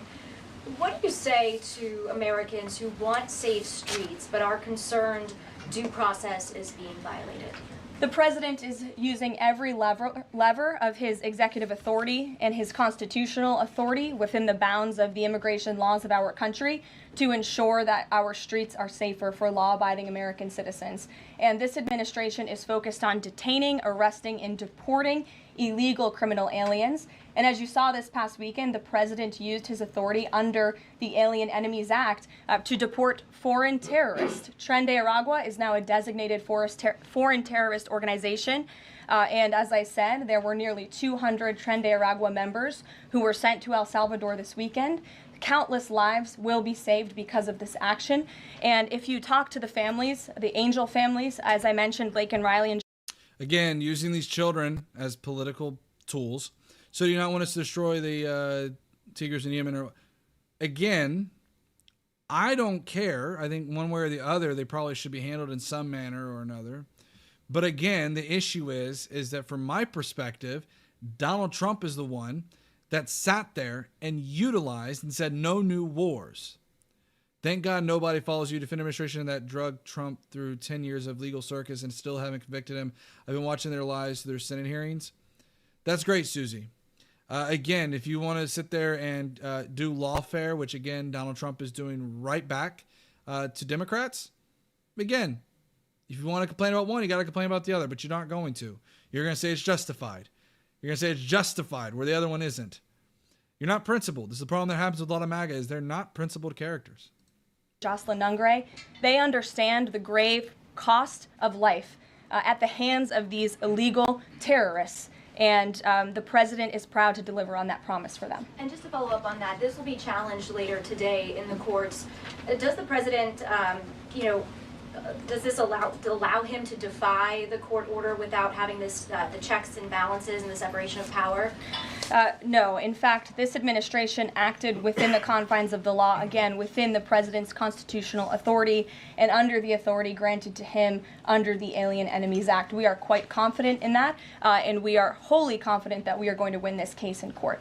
Peter. They're not going to. The problem is again, this is not going to hold up. The fact that this hasn't been implemented since 1890, this is not an active war. If you look at when this was implemented, the Alien Enemies Act or whatever was implemented, I believe the last time it was like World War II. And it's only implemented during wartime. There is no active war going on at this moment. If you want to suggest there is a war going on, well, congratulations, guys. We now have a new war under Donald Trump, but they're not going to hold it to that. Thank you, Caroline. If you guys can't send 200 Tren de Aragua terrorists at a time to El Salvador, where are you going to send them instead? It's a very good question. You'd have to ask the courts and the people on the left who are trying to fight this. You should be able to figure out where you're going to send them, Caroline. You should have a backup. You should know that this was going to get challenged in the courts. There should be a backup plan, but there's not. Why? Because this is an inept administration. For doing the business that this president sought out to do, which is to deport these. By the way, JCSE, I like you helping me, giving me some talking points to speak here. The 300,000 lost undocumented children was not exactly the case, and I don't even think it was 300,000. I think it was significantly less. What it was that there was that was the number of children that did not show back up to court. So when they say lost, it's not entirely true. Yes, listen, if you're watching the stream, we've got 56 people in here. Let's try to get up to 30 likes, okay, guys? Please hit that like button. Foreign terrorists, and we're very grateful to President Bukele and to El Salvador for. You guys will never call. This is the problem I have with MAGA. You guys will never, ever call this a new war. Even though it is by definition an Alien Enemies Act, the idea that there is a war on our soil, it would be a new war, by the way, like by definition. Accepting these heinous monsters where they will face justice. And if these guys are terrorists at war with the United States, is President Trump considering anything more lethal to address them than just sticking them on a plane somewhere else? Well, it sounded like you had a little bit of curiosity in the premise of your question, so I want to address it. These are designated foreign terrorists. The president signed. The problem is how are y'all designating these individuals? If, and I've mentioned this, and I'll go on the record again saying this, if these are in fact individuals that are committing crimes here in the United States, and these are individuals who are part of this membership in this group, sure, deport them. That's fine. That's a totally different argument. The problem is how are you going about designating these people, and the fact that they're trying to defy the judicial branch. That is where my issue lies. It's very specific. A proclamation on February 20th, Definitions in MAGA don't get along. 2025, You're exactly right, designating Spartacus. TDA as a foreign terrorist organization that was in consultation with the Attorney General and the Secretary of Treasury. That was pursuant to 8 U.S. Code 1189. The president has the right to do that. And I think nobody would argue that. No, Nia Boron, I actually disagree with you completely. I actually advocate for all Americans. And I think that people who are, and I think it's an interesting concept when we think about what is an American. To MAGA, it's very simple. It's whoever's a U.S. citizen on the soil of the United States of America. My view of America is it's a kind of an ideal, right? It's an ideal of like, what does it mean to be American? Do you embrace those American ideals, whatever those ideals may be, right? Whether it be like freedom from persecution, whatever it may be. And to be clear, if we're going to be very technical here, wouldn't somebody from like South America or whatever, or even like Mexico per se, be like American, right? It's kind of an interesting idea. But anyways, again, I think the idea is that I do still defend, U.S. citizens. And I think, again, this is why I said, if someone is here and they're committing a crime, they should be, I think for this case here, going to El Salvador, they have a max security prison and it looks pretty secure from the looks of it. That would be probably fine. I would say it's better to house a majority of these countries or a lot of these people here in the United States. Let them serve their time here, because here's the thing. She just said that she doesn't want to put a border bill into place and that we just need Trump, right? Okay, you deport these undocumented immigrants to their country to house them. But by that same logic, Donald Trump has already said that they are shipping them to the border. Now, I disagree with that sentiment that they're shipping them to the border. But by Donald Trump's own logic, if they're shipping them to the border, why would you send them back to the country they were there to begin with if there's no actual infrastructure at place at the border? You have no border bill, which means you have no border funding. So how the border is no different today than it was yesterday, other than having maybe barbed wire, maybe a few extra military personnel down there that can do literally nothing. So again, it's very interesting to me how they want to send them back when they're only going to come back. So it's better to house them here in the United States. Let's say that they are found guilty of some kind of a crime or another, and they have to serve 7 years. Well, that buys time, right? The idea is that they have to serve all 7 years of that sentence here in the United States. That gives you 7 more years to come up with the plan so that when that time comes to then deport them, you now have a more secured wall. But instead, you're deporting them before you've actually fixed the wall or the border, whatever you want to call it. Tren de Aragua should be designated a foreign terrorist organization. If you want to have that argument, I'm happy to do it. These are heinous monsters, rapists, murderers, kidnappers, sexual assaulters, predators who have no right to be in this country, and they must be held accountable. And something different. There is now a member of the European Parliament from France who does not think the U.S. represents the values of the Statue of Liberty anymore. They want the Statue of Liberty back. So is President Trump? Nia Boron, I don't think you heard what I was saying.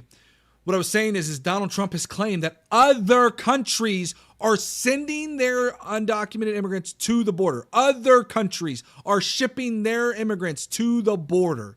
That is from Donald Trump's own mouth. In fact, he's actually used the word asylums, insane asylums, that they're sending them to the border. Donald Trump has already stated this, and MAGA has already stated this as well, that Democrats are flying these immigrants to the United States, which is just patently false, by the way. So again, you didn't listen to what I said. Going to send the Statue of Liberty back to France? Absolutely not. And my advice to that unnamed low-level French politician. To be clear, you think a physical wall makes the border, it's a physical barrier plus personnel that actually do their jobs now, dummy.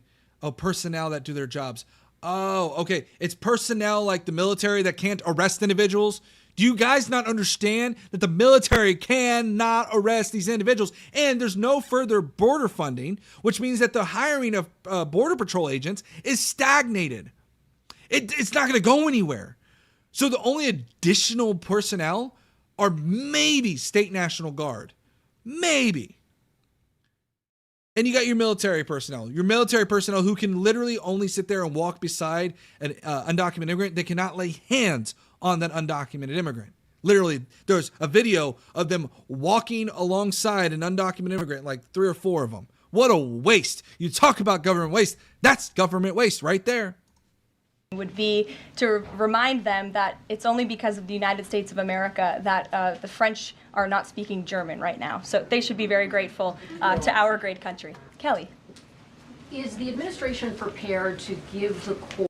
It was never wide open, JCSE. Despite what Donald Trump made you believe, it was never wide open. There was several bits of technology down at the border. And again, if it was such a concern, should have signed that bill. But no. Just like the children that Donald Trump is trying to use for political tools, he used the border funding as a political tool like Republicans always do. They love to have these little tiny things that they like to keep in their back pocket because it's politically expedient. What it wants in terms of the time of the flights that departed, that went to El Salvador, and some of those details that the judge is asking for in trying to determine the timing. Clearly, the 5 named individuals were not deported. That's right. In compliance, but looking more broadly, wanting to know about the timing of flights and so forth, because the verbal order did say turn around the flights if there's an issue. So is the administration prepared to provide that information? I'm prepared to provide it right now. All of the planes that were subject to the written order, the judge's written order, took off before the order was entered in the courtroom on Saturday, and the administration will have. And keep in mind, too, I think, so this is the issue that's playing out, is that they issued the order, I believe it was, so they issued the proclamation on Friday, but Donald Trump did not sign it, I think it was until Saturday. There was a little delay in that. And the judge between Friday and Saturday issued that declaration. And so what I think is happening here is she's trying to play around with this terminology. Well, Donald Trump didn't sign it until after the TRO. So it's very convoluted. It's very weird. But the point is that it seems as if right now the plane could have turned around, but they didn't. They're trying to violate the court's orders. And this is going to come out. Like I guarantee you, no plane enters an airspace without it being recorded. So we'll know exactly at what time everything was signed. Course, be happily answering all of those questions that the judge poses in court later today. And for people who have due process questions about making certain that there wasn't anyone who was swept up who did not meet the criteria that you laid out, is there a way for the administration to provide more detail about how that was determined, who the individuals were that met this deportation order? Yes, I can assure the American people that Customs and Border Patrol and ICE and the Department of Homeland Security are sure about the identities of. Judges have no power over the executive branch. Seriously, you don't know that? Wait, isn't there a thing called like separate but equal, right? They're all separate but equal branches of the government. Not one is more powerful than the other, which means that the judicial branch can still put rulings into place called a temporary restraining order. By the way, this has already been happening like multiple times. I know you guys are just now tuning in to what the judicial branch is doing, but there's already been a temporary restraining order, for example, of the funding freezes. There's already been a temporary restraining order on trying to fire some of these people, and the Supreme Court has already ruled, by the way, that these IGs need to go back into work. So again, this is why things work. There is a check and a balance. If that idea that the judicial branch, by ruling a TRO, is somehow over the executive branch, it is a check on the executive branch. It is the same idea, by the way, behind a congressional impeachment. It does not mean that Congress is somehow inherently over the executive branch. Rather, it is a check on the executive branch. You should know this. So again, it's all a checks and balance. That's exactly what this is one checking the other. When one becomes too powerful, the other is ideally there to check that one. You can say no, but it's the truth. of the individuals who were on these planes and the threat that they pose to our homeland. They take this incredibly seriously. They are putting their lives on the line to deport these designated terrorists from our country, and they should be trusted to do that. And that's exactly what the American people elected this president to do. Go ahead. Thanks, Caroline. Just to follow up on that, then, so you're saying definitively that the administration can prove everyone that was put on those flights in El Salvador was either a member of Tren Agua, MS-13, or some other entity? We've already provided the breakdown in the effort of transparency about the 261 illegal aliens who were deported. 137 of those were deported under the Alien Enemies Act. 101 of those were Venezuelans removed via Title VIII, which, as you know, are just regular immigration proceedings. And 23 of them were MS-13 Salvadorian gang members. There were also 2 MS-13 ringleaders as part of that group of 23 who President Bukele particularly expressed his gratitude for their return so he can demand justice in his home country. Jennifer. What criteria, though, other than, say, tattoos or maybe being in the wrong place at the wrong time, are they using to determine that someone is actually a member of one of these organizations? Right. Intelligence and the men and women on the ground in the interior. Biden did not ignore tons of court orders, by the way. Of our country, who are finally being allowed to do their jobs. Their hands were Supported by tied the under the Second previous Amendment. administration. Donald Trump doesn't and as like I the said, Second they Amendment. take their jobs very. Donald Trump has already advocated for red flag laws, by the way. It's kind of snuck in there, but Donald Trump has advocated for red flag laws. Seriously, they should be trusted and respected by the American public with this operation. And of course, as I said to Kelly, the administration will provide all details to the question. Exactly, Joseph. Judges have always stopped presidents. It's always been that way in the United States. Always been. That the court poses. Jennifer. One more follow-up on that. Can you say how much the U.S. is paying El Salvador to imprison these Venezuelans? And then a different question on Russia. I was wondering if you could give us an update on the ceasefire negotiations, and is there anything you can share on the list that Putin passed along to President Trump for the things he's requesting? Sure. To your first question, it was approximately. Wicked. Provide the specific order that Joe Biden violated. And if you're going to say student loans, he did not actually go through with that. He used a whole other method, not the exact same one. When the Supreme Court said he could not use it, he went through a whole other method. It was not even that one. And it wasn't even really the blanket idea of that student loan. I know Pisco has done a little bit of a deep dive on that. So he did not violate that one. $6 million to El Salvador for the detention of these foreign terrorists. And I would point out that is penny. But Democrats have been more hostile against the Second Amendment. Again, it's hysterical to me. You're like, oh, but the Second Amendment. And then the moment that your guy, Donnie Boy over here, ends up going against the Second Amendment, all of a sudden you're like, oh, no. It's different, guys. It's always different with Donald Trump, isn't it? It's so funny to me. You guys can never admit when Donald Trump does something wrong. Never. You can't. You just can't. You just literally can't.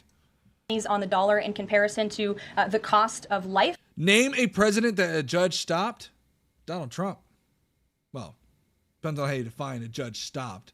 But I would say put in a temporary restraining order is a way of stopping the president.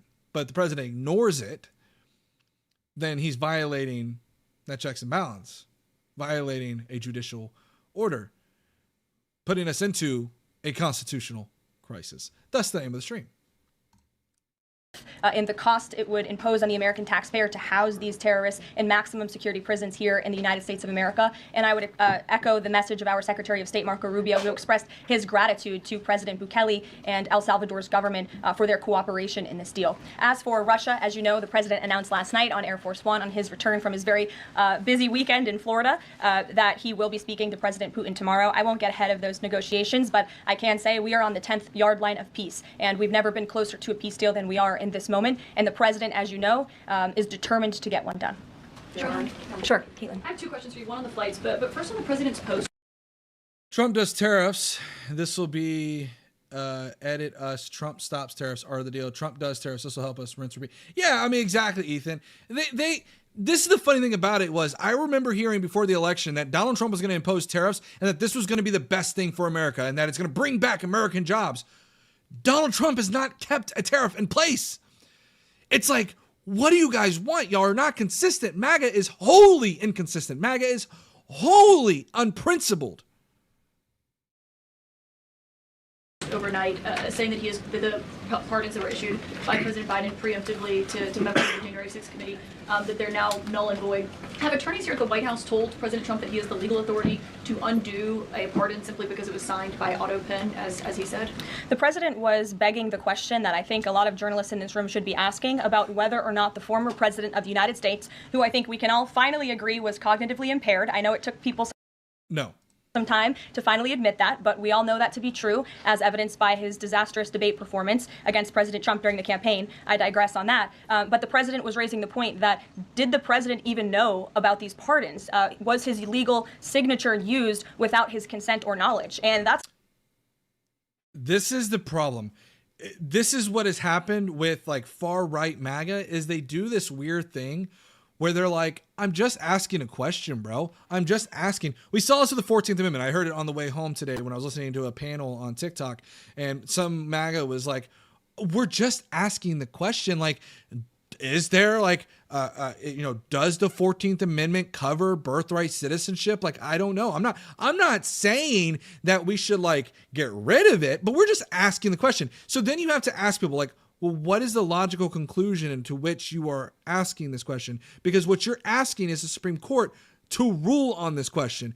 Why do we need the Supreme Court to rule on this question? This is ridiculous. And keep in mind, too, any legal scholar you could go to, you have all the resources. A legal scholar will tell you that birthright citizenship is ingrained into our Constitution with hardcore precedent. And so here's the same thing they're doing here is they're like, I'm just asking a question, bro. Like, we know, Joe Biden might have been cognitively like impaired and like, he may not have known that this was actually signed on his behalf. Spare me. This is ridiculous. It's not just the president or me raising those questions, Caitlin. According to the New York Post, there are Biden officials from the previous White House who raised those questions and wondered if the president was even consulted about his legally binding signature being signed onto documents. And so I think it's a question that everybody in this room should be looking into. No. Because certainly that would propose perhaps criminal or illegal behavior if staff members were signing the president of the United States autograph without his consent. Biden is on the record talking about. Keep in mind, too, Donald Trump has yet to release his cognitive results. He never, ever released them, even though in 2020 he said he was going to release his cognitive results. He's not released that, by the way. Issuing preemptive pardons to these people. But was he aware? What are you talking about, Wicked? I'm not ignoring any link. What are you referring to? What link? I don't see a link. I don't know what you're talking about. Aware of his signature being used on every single pardon? That's a question you should ask the Biden White House.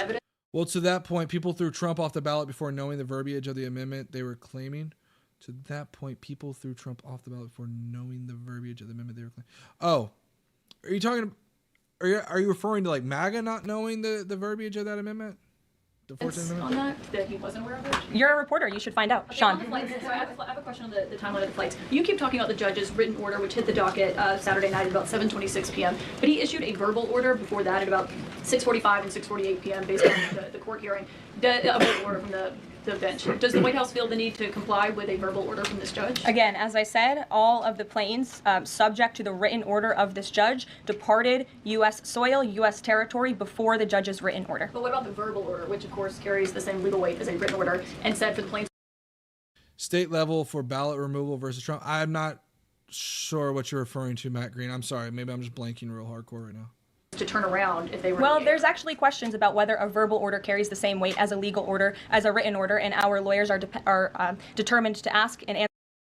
Our lawyers, meaning what? Pam Bondi, like Lena Haba. By the way, if you're relying on Lena Haba, I don't believe she's won a case in a while. Answer those questions in court. Sean. Hey, so on Friday, the president suggested at length that it should be illegal to criticize judges, but he has repeatedly criticized judges who rule against him, and Elon Musk is calling for impeachment of judges who have opposed the administration. So how are those two things not in conflict? I have not heard the president talk about impeaching judges. I know you mentioned Mr. Musk's tweet. They absolutely would try to impeach judges if they want. They could. They totally. I guarantee you right now, their disdain for the judicial branch, they would absolutely try to impeach judges. And in fact, there's been Republican calls to impeach judges. Maybe not from the White House, but there's absolutely been Republicans that have like wanted to impeach judges because of these rulings. It's insane. But I have not heard the president of the United States ask that. Mary. Hey, thanks, Caroline. I wanted to ask about. You're completely ridiculous to try and deny that. He is out of his mind, couldn't walk or talk clearly. Neither can Donald Trump. Donald Trump can't talk clearly. This is a hilarious thing. You guys do this like, oh, well, what about Joe Biden? Well, what about Donald Trump? The man just said this was probably his last time winning a golf championship. Why is that? Why is it might be his last time winning a golf championship? Is it because he's old and frail? Because he's 4 years younger than Joe Biden? This video I saw this morning set to the tune of, I believe, Closing Time about deportations of illegal migrants. What's the strategy behind the White House's videos they've been putting out on this, and can you kind of talk us through the thinking on these videos? Sure. I think the White House and our entire government clearly is leaning into the message of this president. JCSC said, just like the Democrats believe Musk is president. Yeah, because Musk is acting like a de facto president. He's acting as if he's in charge. And the reason why is because Donald Trump knows that Elon Musk is the pocketbook for Republicans. Donald Trump knows that he can use Elon Musk to sit there and primary a Republican if need be. Trust me, Elon Musk is absolutely being used as a political tool. And we are unafraid to double down and to take responsibility and ownership of the serious decisions that are being made. The president Ethan, was exactly. elected with an overwhelming mandate to launch the largest mass deportation campaign in American history, and that's exactly what he is doing. And to this very day, we are now, I think, 56 or 7 days into the administration by my count. The president still receives an overwhelming public support for the policies that he is enacting. So we are unafraid to mess. Musk was appointed by Trump. No. Let's be very clear. Musk was not even appointed. He was appointed in the sense of basically being thrown into that office. He was never congressionally approved. So if you want to say appointed, I'm not gonna fight over that word. But if you want to acknowledge then that he was never congressionally approved and is by de facto a unelected bureaucrat, we could then agree. But you'll never call him an unelected bureaucrat. Why? Because it's the same unelected bureaucrat that Donald Trump has complained about. Imagine if George Soros did that, right? Effectively what the president is doing on a daily basis to make our community safer. And the specific video you referenced, I think it sums up our immigration policy pretty well.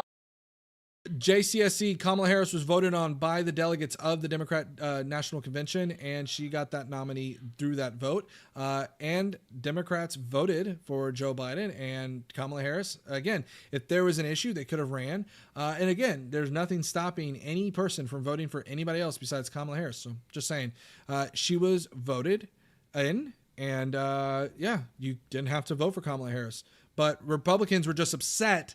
The reality of this situation that people kind of deny is that Republicans were upset that they weren't going to have an easy win with Joe Biden. They were nervous about Kamala Harris. Now, they just happened to luck out and win by 1.5% because the Democrats, unfortunately, did not rally enough. And unfortunately, Kamala Harris was too far of a moderate candidate to the right. Yes, Kamala Harris was a moderate candidate for the right. She was too far moderate. And the Democrat Party did not like that. You don't have to go home, but you can't stay here. Go ahead. Thanks, Caroline. I have two questions. First, will President Trump put sanctions on Russia if the talks on Tuesday don't go as hoped? And secondly, have any illegal immigrants self-deported through CBP home yet? To your first question, it's something the president has floated, and certainly he's willing to do if necessary. I don't have anything to read out, and I would never get ahead of the president on such a serious decision. To your second question about the CBP home. JCSC said landslide. That's hysterical. Wasn't really a landslide. And if you want to see, look at the fact that it was about to be held up, and the continuing resolution was very close to not even happening because Democrats could have absolutely held it up in the Senate. That's not a landslide. That's not a landslide at all. Not at all. Home app, I would have to check in with the Department of Homeland Security, but it's a great question, and we're very proud to repurpose this app, which the Biden administration abused to facilitate the mass illegal. Here's the thing you got to think about. When I criticize Donald Trump for hypocrisy, I'm not the one making an affirmative claim on my stance about unelected bureaucrats. If you want my stance on unelected bureaucrats, I don't care if it's Joe Biden or Donald Trump. I would rather see a advisor or anybody like that being an elected bureaucrat. And again, if you can point to me and show me evidence to which Joe Biden leaned on George Soros as much as Donald Trump leans on Elon Musk, I would probably be more inclined to agree with you that that's a bad thing. But there's no evidence to suggest that. Whereas with Donald Trump, we do see that. And if you have an issue with George Soros, to remain principled, you would necessarily have to be upset at what Elon Musk is doing. So don't get upset and ask me, because it could be reversed right back at you, when you sit there and go, well, what about George Soros? It did happen. Oh, so you're upset about George Soros. Okay, well, why aren't you upset about Elon Musk? You see how that works? Kind of like gets flipped back around? Yeah. Entry of illegal immigrants into our country. It was like a fast pass at Disneyland. That's not happening under this administration. We are encouraging illegal immigrants to actively self-deport to maybe save themselves from being in one of these fun videos. Sure. John, good to see you. After President Trump strafe-bombed the Houthis yesterday, he said that if they retaliate, he was going to personally hold Iran accountable for that. Holding them accountable, what would that look like? Well, I would defer you to what the president put out this morning, John, where he said very clearly, I will read it, "Let nobody be fooled. The hundreds of attacks being made by Houthi, the sinister mobsters and thugs based in Yemen, who are hated by the Yemeni people, are all..." He's above board. Naya, this is hysterical. His companies are totally not receiving billions of dollars from the federal government via government contracts. We'll ignore that corrupt. Created by Iran. Any further attack or retaliation by the Houthis will be met with great force, and there is no guarantee that the force will stop there. Iran has played the innocent victim of rogue terrorists from which they've lost control. Here's another saber rattling. No new wars, guys. No new wars. But they haven't lost control. They are dictating every move, giving them the weapons, supplying them with money and highly sophisticated military equipment. Exactly, Jason. $38 billion in contracts, grants, and loans. Exactly. And even so-called intelligence. Every shot fired by the Houthis will be looked upon from this point forward as being a shot fired from the weapons and leadership of Iran. And Iran will be held responsible and suffer the consequences, and those consequences will be dire. That is a statement from the President of the United States just moments ago. I have nothing additional to share, but our message to Iran is you better take this president seriously, and I think the Houthis learned that the hard way this past weekend. As I said in my opening remarks, there's a new sheriff in town, and this president is not just going to sit on his hands and allow terrorists to launch attacks on commercial vessels and U.S. naval ships. It's not a war. It's a response to the unaliving of all Christians in Yemen, and sometimes we need. Again, the problem is that Donald Trump said that what was happening in Ukraine and Russia was a new war. That's the issue. And so if you want to sit there and say any kind of military attack is a new war, then by necessity you would have to acknowledge that this is a new war or a military action. Would you be willing to admit that? I don't know how far we'd go with that. I'm sure some Trumpers wouldn't like that. Those actions will not be tolerated. Sure, Edward. Yeah, thanks. Caroline, on the economy. So after mostly a down week last week in the economy, you've been very vocal as well as other cabinet members about how we're in a transition and about how this economic transition, and there's a long-term plan for tariffs on this. How concerned is the president that the markets and Americans, for lack of a better term, will freak out over these tariffs and be concerned about a long-term plan? Sure. I think I've been asked this question and answered this question respectfully, Edward. We are in a period of transition. The president has made that clear. Hey, do me a favor real quick, guys. We got 79 people in here. Please hit that like, subscribe, notification bell, and get us up to, right now we're at 28 likes. Let's get up to like 35 likes. The least you could do. Clear. He also has made his belief in tariffs and what they will do for our great country clear, restoring wealth back to our country. And if you look at the president's first... Not really going to bring wealth to the country when you're implementing tariffs. Good job. Good job, Trump. You're not really going to bring wealth back to the country. In fact, a lot of people's 401k right now is probably struggling pretty badly. Term economic formula, massive deregulation, tax cuts, lowering the cost of living with an energy boom, which the American people can expect soon. Wall Street and Main Street should both be assured by what... I'm not surprised by that, Ethan. Ivanka's clothing and accessories companies were exempt from first-term China tariffs. Not incredibly surprised by that at all. President Trump did in his first term. It's the exact same formula. In fact, I would argue it's even better this time around. And if you look at some of the economic indicators in the last week, the latest CPI report last week beat expectations. Inflation is cooling. Core inflation dropped for the first... Inflation has been cool. First time in 4 months. Report last week beat expectations. Inflation is cooling. Core inflation dropped for the first time in 4 months. For the first time in 4 months.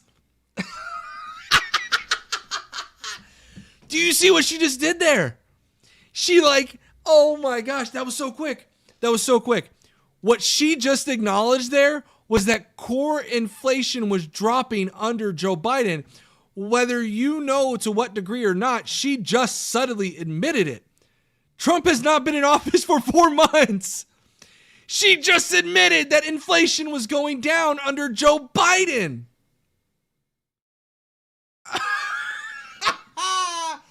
That's hysterical. That's hysterical. National average of the price of gas is down 42 cents from 1 year ago. And there was also a new report out this morning about wholesale egg prices. Now, keep in mind, again, these points that they're proving are like hysterical to me, by the way. The gas prices thing about that is, again, gas prices have been going down. It's hysterical that, because here's the thing, okay, and they did this for the interactions. If the chart, let's say you got like a hill, right? Like, I don't know how to do it, but like you got a hill, okay, of a chart. Well, necessarily, I can't really point to it, but up here is going to be lower than here. And so what they're saying is they're picking a point just randomly on this line up here to say, well, we're like right here. I don't know how to draw the graph. I don't have paint up or whatever. But basically what she's doing is she's pointing to a point that is higher than what the actual bottom was. What that means is that, yes, gas prices are down from a peak from a year ago, but they're up from like 4 months ago. I hope that makes sense. Continue to fall. A dozen eggs are now $3.10 cheaper since January 24th. First, that's a 47% decrease overall. So I'm curious where she got this from. I'd heard this claim. I haven't looked too much into it. I'll have to look into that. I think the American people do have great reason to be optimistic about this economy. And as I've said repeatedly, it continues to be true. The administration has a whole of government effort to fix the economic. Yo, Matt, I appreciate you being, for like just very open, honest, and not trolling. We got 99% of trolls in here, so I appreciate it. Can't agree on all points of this, but I appreciate the most amicable discussion. Good luck on the stream. Leave it a like for the effort it takes. Thank you so much, Matt. I appreciate when people come in here and don't see eye to eye. I don't ask that you see eye to eye with what I have, right? My point is to provide facts. My point is to provide a little bit of opinion. But my point is to reveal and show just the flaw in some of these thoughts and some of these theories by MAGA, if you will. Mess created by Biden. So the president's pointed to that April 2nd tariff deadline, so to speak. Is the tariff back and forth sort of done now? We're just all looking towards April 2nd? Well, I think the president would tell you that all options. Absolutely, Matt. I would argue, though, be clear, MAGA doesn't want to talk. Okay, the left, I'm frustrated with it, and quite frankly, MAGA is like, I don't want to hear nothing of it. I'm not trolling. I'm already schooled. I've already schooled one of your mods. I'm pointing out when you're wrong, such as when you say a little bit.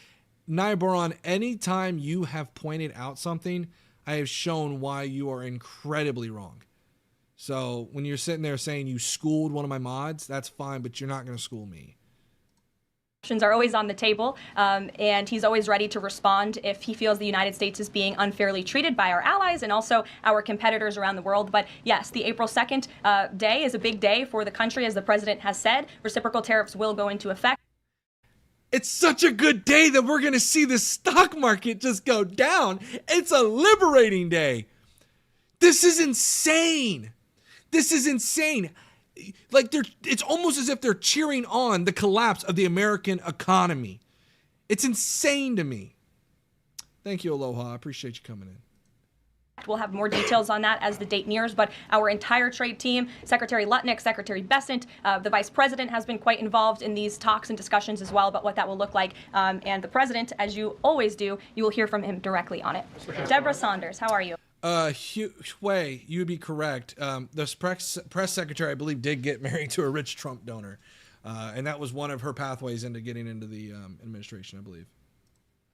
Fine, how are you doing? Good, thanks. I cherry pick hard. Okay. Where have I cherry picked hard? Where? Please enlighten me. Maybe I'll admit I'm wrong. I have no problem doing so. I know MAGA has a hard time of admitting when they're wrong because, MAGA is never wrong. Pardon Attorney Elizabeth Warner believes she was fired for refusing to sign off on a move to restore gun rights to actor Mel Gibson. DOJ's. So what she's asking about is there was a move to restore gun rights for felons. And I have an interesting perspective on that, but let's listen in. Todd Blanche says no. But I want to know, is the administration dedicated to restoring gun rights to... I think it's bottom out in the markets. I think up from here is immediate until April, obviously. That's the crazy thing about it is like, so what's going on is it's like this weird wave of like, it bottoms out because of the tariffs. And then all of a sudden Donald Trump's like, boom, I got a tariff. And then it just, so like what you got is like a doop. it's like a kind of a beep, beep, boom, beep, beep, boom. And it just goes down. Felons have served their times. I asked this because I've talked to people who were pardoned. They felt that was important. Of course, this isn't necessarily for pardon. What is the president's... Where am I cherry picking? I didn't say anything about cherry picking. I'm talking about the stock market. Exactly what Ethan Moore talked about, Nia Boron. What a joke. Okay, whatever. Go on then. I don't care. President Trump is still doing a great job. What's up, Dog Runner? Thinking on this issue. Sure. After you've served your sentence, should you have gun rights? It's an important question. It is one I have not spoken to the president about on his views, but I will take it to him this afternoon. I will tell him you asked, and we will get you an answer. So what she's referring to here, again, this is about should felons be given their gun rights when they are done with their sentence. And I have my perspective on this. Again, this is why I am a classical liberal or a liberal, however you want to call me. I don't care. I don't ascribe to any particular ideology. I more am on the left than I am on the right. When it comes to gun rights, I think that a felon who has served their sentence for a non-violent, and that's very important, a non-violent felon should probably have their gun rights restored at some point or another. There are probably some nuances there, right? But I generally think non-violent ones probably ought to have something restored to them. I think that's only fair. And I think even more so in terms of justice reform, I think it's important to understand that felons carry a label with them their entire life. And I think that is part of why, we don't really have a system that enables felons to return to society. And so I think we have to work on the label of a felon and try to see if there's some way that we can, maybe for first or second time felons or something like that, that we can get rid of that label when they've served their sentence. I know that kind of already exists in some way, but I would like at least that word to be expunged, if not their, crime. It just depends. There's some room there for sure. My biggest issue with the stock market is that over 50% of the money traded is in dark pools. The market doesn't react to transactions it can't see. Oh, sure, Jason. And again, the biggest issue right now is that, we look at, for example, prior to the election, we saw Polymarket going crazy, and there were some big whales that were seemingly trading, and I'll leave that to be where it's at. Except in liberal cities and states, am I right? What are you talking about? Can't comment. Nia Moron thinks you're supposed to have a private conversation with her/him. You said I didn't disagree with Trump, but I did the message before. No, Floyd, but if you're going to insult someone, you should read the entire message before calling them hypocritical. He's intentionally disingenuous. I'm intentionally disingenuous. I have a flood of messages. I can go back and I can have a one-on-one conversation with you, Nia Moron. You're more than welcome to jump into chat at some point. We're already at 2 hours, so we're going to try to wrap this up as quickly as possible. Wednesday, You're welcome. Jonathan.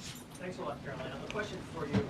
I'm going to read this real quick. There's a system that lets felons back into society. They're called Democrats. That's what they've been doing in California, New York, and a few more. Well, wait. There is a system that lets felons back into society. They're called Democrats. Republicans allow felons back into society. What are you talking about, Joseph? I'm confused on you. Sometimes you come out and I'm like, hey, you got some good takes. And then you mention that. I don't know if you're being satirical or not, but Republicans let felons back out all the time. Administration complying with judges' orders. I want After to the ask service about sentence. an administration spokesperson who's the borders are, Tom Homan. He was on Fox News. We love Tom Homan. And he was talking That was about such a the weird deportations. comment by her. When I heard this, I was like, I love Tom Homan. Okay, cool, I guess. He said the following. He said, we're not stopping. I don't care what the Yeah, I agree, judges Floyd. think. Which seems to me, just reading that, that you don't care what orders come from the federal bench. Is that the case? Can you... Nia Boron said, I disagree with Trump on several issues. Okay, point them out. And he denies that anyone who voted for him does. He thinks we eat up everything he says, but that's incorrect. Meanwhile, he is defending... Okay, first of all, you're proving my point, whether you like it or not, or know it or not. We've seen numerous people in this chat alone that simply, and if you don't, great, Nia Boron, but the vast majority, from my experience, anecdotally speaking, and I can point to polling, by the way, if you would like, I can point to polling that shows Republicans who voted for Trump, by and far, tend to agree with pro-Trump positions. Just being real honest with you. We talked about this last week a little bit, where when there's a polling that shows, like, let's say 34% or whatever, it's consistently those 34% of Republicans. The way that they split these polls up, by the way, is like, in some cases that are pretty heavily Republican, it's like a 30-30-30 split. It was hysterical. But anyways, I digress. Anecdotally speaking, anytime I've engaged with a Republican, they almost can never show me a actual substantive policy that they completely disagree with Donald Trump on. What they do is consistently move the goalpost. So, for example, they'll say, well, Donald Trump's only been in office for 1 month, and then it becomes 1 month. And then you're like, well, it hasn't been 6 months. Okay, it's 6 months. Well, it hasn't been a year. Okay, it's been a year. Well, it's not been 2 years. Okay, it's been 2 years. Oh, well, it's not been 4 years. It consistently moved the goalposts. If you don't, Nia Boron, great. So, yeah. Bump stock ban, claiming stolen election and not declaring martial law to investigate aid to Israel, aid to Ukraine. Okay, that's great. I will say this, Nia Boron. For those positions, I commend you for having a substantive actual argument. I don't think those are as, what can I say, contentious as it may appear, right? I think these are things that most people are easy things to disagree with, but I commend you for at least being able to provide something. I actually really do. Like, I'm being genuinely sincere. I do appreciate you providing some kind of pushback. I guess my question to you would be, where do you draw that line? Do you draw that line? When do you say enough is enough? If you have all these pretty substantial disagreements with him on, where do you draw that line, I guess? You don't have to vote for Kamala Harris. To be clear, I'm not saying that you disagree with the Republican or his positions, thus you have to vote Democrat. You could vote Libertarian, but when is enough for you, I guess, is the question. I don't know why you said Republicans let felons out because they're hard on crime approach has always been a talking point of the left. That one throws me off. I'm not sure exactly what you mean, and I don't know why you said Republicans let felons out because they're hard on crime approach has always been a talking point of the left. That one throws me off. Wait. Okay, hold up. When I'm saying they let felons out, I think you're referring to bail, and in which case, yes, you would probably be maybe somewhat correct that Republicans tend to have a harsher bail reform on that. Although I've seen Republican counties, and it's just going to vary from county to county, I've seen Republican counties be very loose on bail. But if you're referring to letting felons out of prison, all felons are going to get out of prison, assuming that you haven't committed some kind of heinous crime like, murder, first degree or second degree. Typically, you're going to get out of jail, or unless you're old, right? I mean, there's very few instances in which a felon would not get out of jail. Or you've got numerous felonies stacked on top that you, in essence, have a life sentence. But I would say a vast majority of felons are going to get out of prison. There's a few that don't because of the crimes, simpler crimes they've committed. So, again, depends on what you're trying to refer to. If you're referring to bail, yeah, I would probably maybe agree with you to some extent. Clarify that, please. Well, I think since you just quoted Tom, I'll quote Tom. He said, I don't care what the judges think, but I can assure you that the administration is complying with the court order. And as I've said repeatedly. And that's too true, just brilliant. They're selectively hard on crime, too. I haven't looked at the statistics as to which. It's just intuitively, I feel like Republicans are probably a little bit more in terms of bail. But again, I side more with Democrats on just the idea of criminal justice reform in general. Right. I think Republicans are harder on crime in the essence of like less bail reform. But we see instances right here at the Trump administration that is violating due process laws. I think that's the most egregious crime, egregious unconstitutional power right there is when you're violating undocumented immigrants' due process rights that are afforded to them via the Constitution. There's a serious concern there. So I think for me, I side way more Democrats in terms of justice reform because this is just unbelievable. I can't handle that. From this podium, all of the flights that were subject to the judge's written order departed before the written order, and we are prepared to make that case in court later this afternoon. Reagan. And then if I could, on Russia, the president has... JG, why not emphasize accountability and personal responsibility? You can still have that and have justice reform. And there's other ways to have justice reform as well. Illegals don't have constitutional rights. Nia Boron, we go from 1 minute we're agreeing to patently disagreeing. Just patently disagreeing. They have constitutional rights. It's literally afforded to them by in the Constitution. So again, this is just patently incorrect. Patently. And if you're going to suggest they don't, then we're not on the same plane. What's up, Romp Kitty? Constitutional crisis, probably want a cracker. The parodying is hello. Yeah. You pointed out Caroline made some remarks on Air Force One coming back from Florida, and he seemed to indicate that the conversation tomorrow concerns essentially dividing up assets, dividing up territory Listen to associated this. with the war in Ukraine. Has President Zelensky given President Trump that authority? Is that what is going to take place tomorrow? Well, as you know, the president and his entire What are you? Oh, Ethan, you're talking to Ivor. national security team have been engaged directly with President Zelensky and the Ukrainian. Hey, Steve, I'm going to ask you this question right back to you. How do you feel about Elon Musk auditing the same government that has given him billions and billions of dollars, which is actually in turn making his companies extremely profitable, which then makes him profitable? We want to talk about any kind of welfare recipient. Elon Musk is the largest welfare recipient currently, and he is auditing essentially the same government that has given him money. Team, and that has been part of the discussion between the president's team and the Ukrainians as You're correct, for where Jason. those lines will be drawn or any specifics. And real quick, to address what the question was at the presser is, in other words, are they going to divide up Ukraine? And essentially the question is whether or not Ukraine is in on the talks of their country getting divided up. I am not going to get into that from this podium. It would be unwise for me to get ahead of the president's. Yeah, nightmare. You're right. Biden gave him those contracts, but Biden didn't put Elon Musk into play. This is the wild thing about it. You guys can't, you just can't wrap your mind around how this logical thought works. Well, Biden did it. Biden did it. Yeah, Biden probably did. But Biden didn't put Elon Musk in to audit his own government. Then the problem is, I think you're missing the entire argument here. The argument isn't whether or not, the issue isn't whether Elon is receiving billions of dollars, right? If you listen to the argument and you actually think about it, the issue is Elon auditing the same government that is giving him billions of dollars. That is the issue. The auditing of the same government that's giving billions of dollars. You want to give him billions of dollars because he's more efficient to do things than NASA. That's a whole other argument. The issue is they're giving him billions of dollars and saying, hey, Elon, can you audit yourself? Remember when they complained about the police investigating the police? This is the police investigating the police. Call with President Putin tomorrow. But again, I can assure you, in the effort of transparency, as this president always does, you will hear. Hey, listen, real quick. We got a little bit left on this presser. We've got 174 people in here. Can we get us up to like 50 likes before we end the stream? Come on, give us up to 50 likes. From him or one of us directly after that phone call tomorrow. Reagan. Thank you, Caroline. There's a lot of focus on the judicial branch right now. The president Absolutely has about conflict of 40 judicial interest, appointments that he could make at this moment. Do you have an update on what the timeline would look like for those judicial appointments? And does the president have a list of potential nominees that he's vetting? I do not have an update on a timeline, nor do I have a list, but I can certainly have our team gather that for you and provide it. You're welcome. Sure. Go ahead. Sure. Caroline. So the president is visiting the Kennedy Center this afternoon to Listen to how crazy this is, okay, guys? You ready for this? Listen to this question real good. This is insane.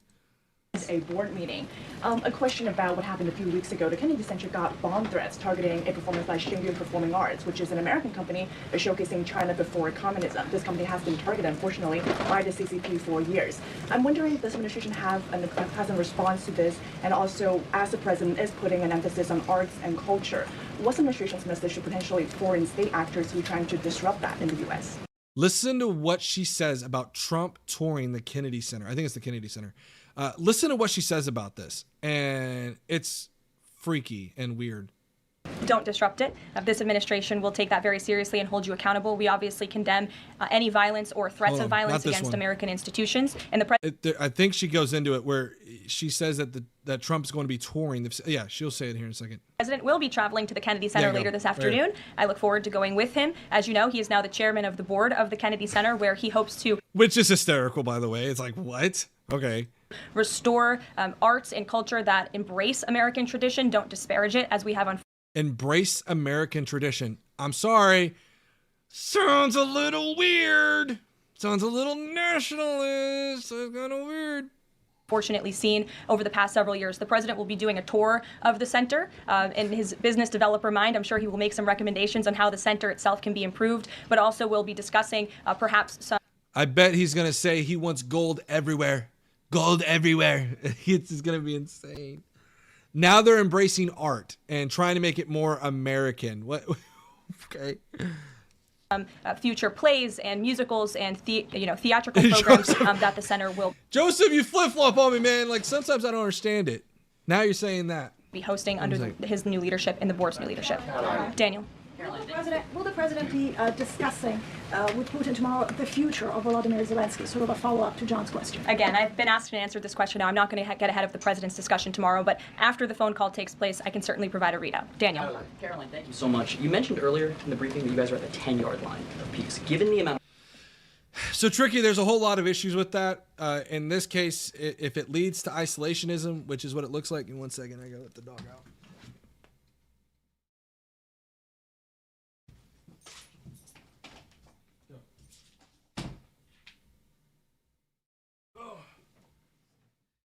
If you talk about nationalism and it leads to isolationism, then I have an issue with that. If you talk about, in this case, like Christian nationalism or something like that, I have an issue with that. It's a lot more theoretical. I'm not someone to really get into all the weeds and nuance of that. But what I was trying to say is there's some weird mirror images of what took place in another country at another point in time is what this feels like. Pretty bad. Several founding fathers said that if the United States citizenry was not Christian, the American experiment would not work. Again, the problem is that MAGA are, what I'm going to call it, I'm going to say it like it is, MAGA is full of Sunday morning Christians. A lot of MAGA only just recently all of a sudden saw the light, and they take it to a weird extent, by the way. There's numerous photos of Donald Trump being prayed over very publicly. By the way, this is addressed in the Bible in reference to the Sadducees and the Pharisees who got up on a pedestal and said, "Look at me and my wise prayers," and everything else. And Jesus said essentially that you would be better off praying in quiet than out loud, because those people praying out loud have already received their praise. So again, this is the funny thing about it is how MAGA has all of a sudden become up like that. So, big difference between nationalism and nationalist socialism, which is what, okay, again, JG, look, I'm not going to get into the weeds of like the theoretical like concept of all that. The idea is that, look, the idea that we're going to embrace arts and try to make it reflective of American values, to what extent are we taking that? What does that mean? What does that look like?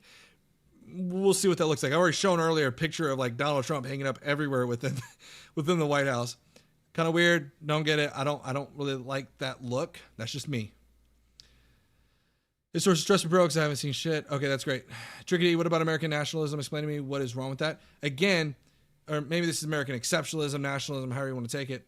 The problem is that when we embrace that, it could lead to isolationism. And we're seeing that play out right now in real time, where we are now trying to expand into other countries. We're trying to see this embrace of just core, I guess you could say, American values. But the problem with that is that we're breaking off our relationship with other allies. And so when we're doing that, we're now increasing inflation. We're now seeing prices rise. We're cutting off trade partners. It's going to lead to an economy that we can't self-sustain right now. We rely way too much on foreign countries. And you could say it's a good thing or a bad thing. That's a whole nother argument. But the reality is that we do live in a very interconnected economy, and our prices tend to be lower because of that fact. And so again, when you cut off the world and you're like, hey, I'm just going to be here in my little country, yeah, you tend to cause a little bit of issues in terms of the economy.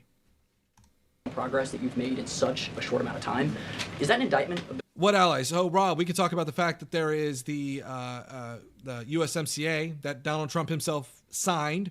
And now, at that time, he said it was one of the greatest things ever, and now all of a sudden is saying that it was a terrible deal, in which case we had a trade alliance with Canada and Mexico, and now all of a sudden it's a terrible alliance, even though he was the one who signed it. the previous administration's foreign policy stance, and is it just more proof that you need to talk to people to sort of get things done? I think so. I think the previous administration is the reason this war began. As President Trump often says, this war would have never started if he were still in office. It only. I'm not religious, but I've never seen a right-wing person attack me for it. I tell friends on the left and right I voted for both sides of my life. It's only the left who have an issue. I've seen the right have an issue. Well, maybe not like to, I don't know what extent you're referring to. And again, it's anecdotal, so I can't speak for everybody. There are many people on the left that are either on, the far left or center left. I will tell you this. I've seen a lot of people on the far right who get upset at the left and call the left everything under the sun in some ways violent manners. But when I came out as a Democrat, because by the way, spoiler alert, I voted Republican all the way up until this year, I was heavily questioned. Why did you vote Democrat? Why would you ever vote for a Democrat? I was berated about it. And I was like, because I don't believe in Donald Trump being a good president for our economy. I think Kamala Harris would have been far better than Donald Trump. And I got called out for it, and I said, that's fine. And it is. It's a big pill to swallow because, and this is why I try to tell people who are trying to flee from the MAGA movement, okay, is that I tell them, look, it is a tough thing to do because a lot of the times people who are in the MAGA movement are there because of their friends, their family. And when you step up against that movement, you say, I'm not a part of that movement, it can isolate you from your friends, from your family. And it's very concerning. Started because of the incompetence and the weakness of the previous administration. And President Trump is very proud of the progress that he and his team have made in such a short amount of time. And hopefully tomorrow that progress will move forward. Sure. So Tricky D says, so would us becoming socialist, Marxist, fascist, or communist be a better idea for America than, first of all, you've got like 4 different levels there. Okay. To which degree there is varying levels of worseness, right?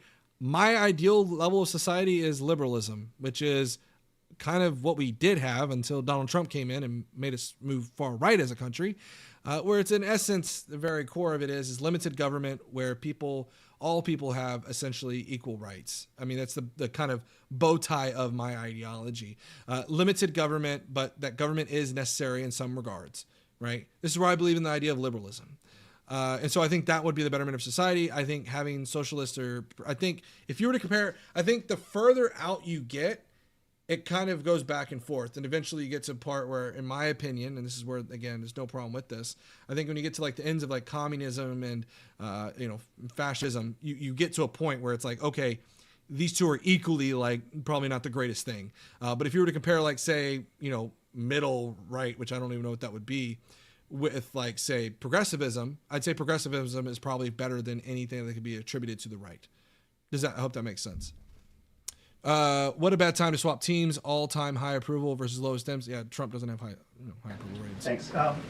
There have been some media reports just in the last few hours that we're not far right. Trump has always been a Democrat, and he is still pretty moderate. If you look at, there's a political compass chart out there. Donald Trump has definitely embraced isolationism and to some degree imperialism. And I believe both of those are on the far right. I know isolationism it's in like that top right bracket, which is authoritarian right. You can see it up there. So it is far right. That idea of isolationism is far right. The administration has decided to withdraw from the International Center for the Prosecution of the Crime of Aggression Against Ukraine, which is designed to hold Putin accountable for war crimes. I didn't know that liberalism is Marxism. That doesn't make any sense at all. But okay, this is a problem with MAGA is they tend to not understand how the left works and how the left. And this is one of the reasons why Democrats do not do too well in elections is that Democrats are far more diverse in thought than Republicans. Republicans, when you think about it, really only have a few different like subsects, right? You kind of have your libertarians that are more center than anything, and then you've really got what I guess. Conservative, and then what, MAGA at this point, and MAGA is your far right movement. So yeah. Are you able to confirm that? And if that has occurred, why has that occurred? I'm not able to confirm it because I have not heard that. I will caution, I know there have been many inaccurate and misleading reports from Reuters lately, so I would caution anybody taking that seriously. There she goes again. You said you all like the First Amendment. Just saying. But I can check in and get back to you. Rachel. Is it the president's belief that the Justice Department should be investigating members of the January 6th Select Committee? Is he directing the DOJ to do that? As the president made it very clear in his address on Friday, I believe some of you were there, I was there, he made his vision for what he would like to see of the Department of Justice very clear, but he said that he has appointed great people in Attorney General Pam Bondi and also in our FBI Director Kash Patel to do what they think is best for our justice system and to stop the weaponization of justice that we saw under the previous. It's just hilarious. Let's be very clear here. She just got up there and spoke about how she wants to get rid of these pardons by Joe Biden. Why would they want to do that? Maybe because they want to investigate the J6 committee. So you talk about the weaponization of the DOJ. This is by definition, by getting rid of the pardons, weaponization of the DOJ. This is insane talk here. Administration against not just President Trump, but his supporters as well. We want to restore the Department of Justice to an institution that focuses on fighting law and order and crime and putting real criminals behind bars, not targeting Americans because of their religion or their political speech. We saw that under the previous administration, and it's unacceptable to this president. And just to follow up really quickly. Joe Biden didn't sign the pardons. It matters zero, Jason. There's nothing in the Constitution that says he's required to sign these pardons. And even then, it was signed. And if it wasn't, doesn't matter. It doesn't matter. The fact is that these pardons were done. Joe Biden did them. That's it. End of story. Period. On just Homan's comments from earlier. A few weeks ago in the Oval Office, the president said he will always abide by the courts. We heard what Tom Homan said earlier today. So I'm only asking just to be clear for the American people. It is the administration's belief that that you feel like you are bound to comply by the judges. Jason Abbey, you're saying so a secretary can pardon anyone. I'm not a constitutional scholar by any means, so I don't know one way or the other if that could happen, if there was a de facto way, if Joe Biden could sit there and say, yeah, pardon these people. There had been suggestions by Joe Biden that, or from sources during Christmas even, that Joe Biden over that winter break or holiday break had discussed pardoning his family. So there had been discussions from Joe Biden, and there's several bits of evidence to suggest that Joe Biden very well knew who he was pardoning, that he was well and sure of doing that. So again, it's ridiculous. And again, the issue is that I'm sure, and if I'm wrong, I'm wrong. I will say I'm wrong. I'm sure there's some kind of archival document out there, assuming that this administration will be honest, which we'll see how that works. That they can come out and say, hey, here's the actual document with the paper. I believe they keep that stuff. So, and again, either way, it's neither here nor there. The fact is that they want these pardons revoked, which it won't, but they want it revoked so they can go after these J6 people because they want to do lawfare. That's what it is. Orders? We are complying with the judge's orders. Question on the storm. Sure. What role does the president see for FEMA with these storms? He's talking about getting rid of FEMA, states handling their own disasters. That's true. Trump has talked about getting rid of FEMA, and a lot of red states rely on FEMA. Does he plan to change how the federal government responds to these storms? There hasn't been a change yet. That doesn't mean there couldn't be in the future. But as of right now, the president, the entire administration are actively monitoring the storms, as I said. In fact, before I came down here, there was an email note in my inbox from the Department of Homeland Security on what they are actually doing state by state across the board. So rest assured, Secretary Noem and her team is on it, and I would defer you to the Department of Homeland Security for any further details. Secretary Noem now is going to be a weatherman.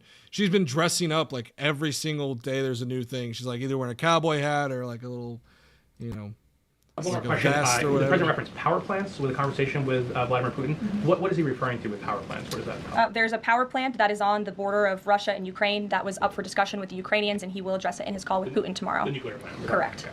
Yes. Carol? Do you have a Jason Abbey, it was all signed by the auto signature, but why did Jan 6 committee erase and destroy evidence when get a pardon if they were honest? Why did Jan 6 committee erase and destroy evidence, then get a pardon if they were honest? Maybe because this is the funny thing about it is like MAGA does this where they're like, for example, they'll do the same thing with like when the left will say something negatively towards the Trump administration. They're like, why are y'all so hateful? And it's like, wait a minute. You guys ran on prosecuting Adam Shifty Schiff. You guys ran on prosecuting Liz Cheney. Yeah, y'all revealed y'all's hand a little early there, bud. So yeah, Joe Biden's like, bro, I'm still in office. Y'all gonna go after Liz Cheney? Yeah, I'm gonna try to prevent lawfare. If Joe Biden, if you were president and you knew that the next administration coming in was gonna try to do actual lawfare to go after political opponents, wouldn't you not try to do your best to prevent that? I would. Prevent them from actually being able to do it. Prevent roadblocks.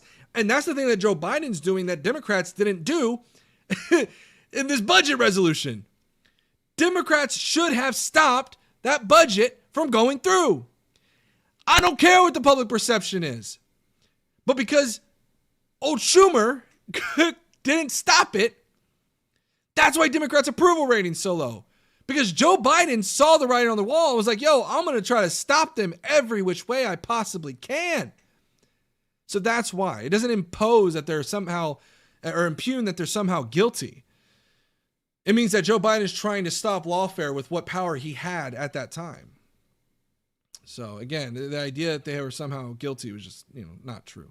Vince, you like to trash on the no new war stance, but did you call out Biden for saying he would pardon his son 5 minutes before his son was pardoned? Wait, did you call out Biden for saying he wouldn't pardon his son 5 minutes before his son was pardoned? It was not 5 minutes before his son was pardoned.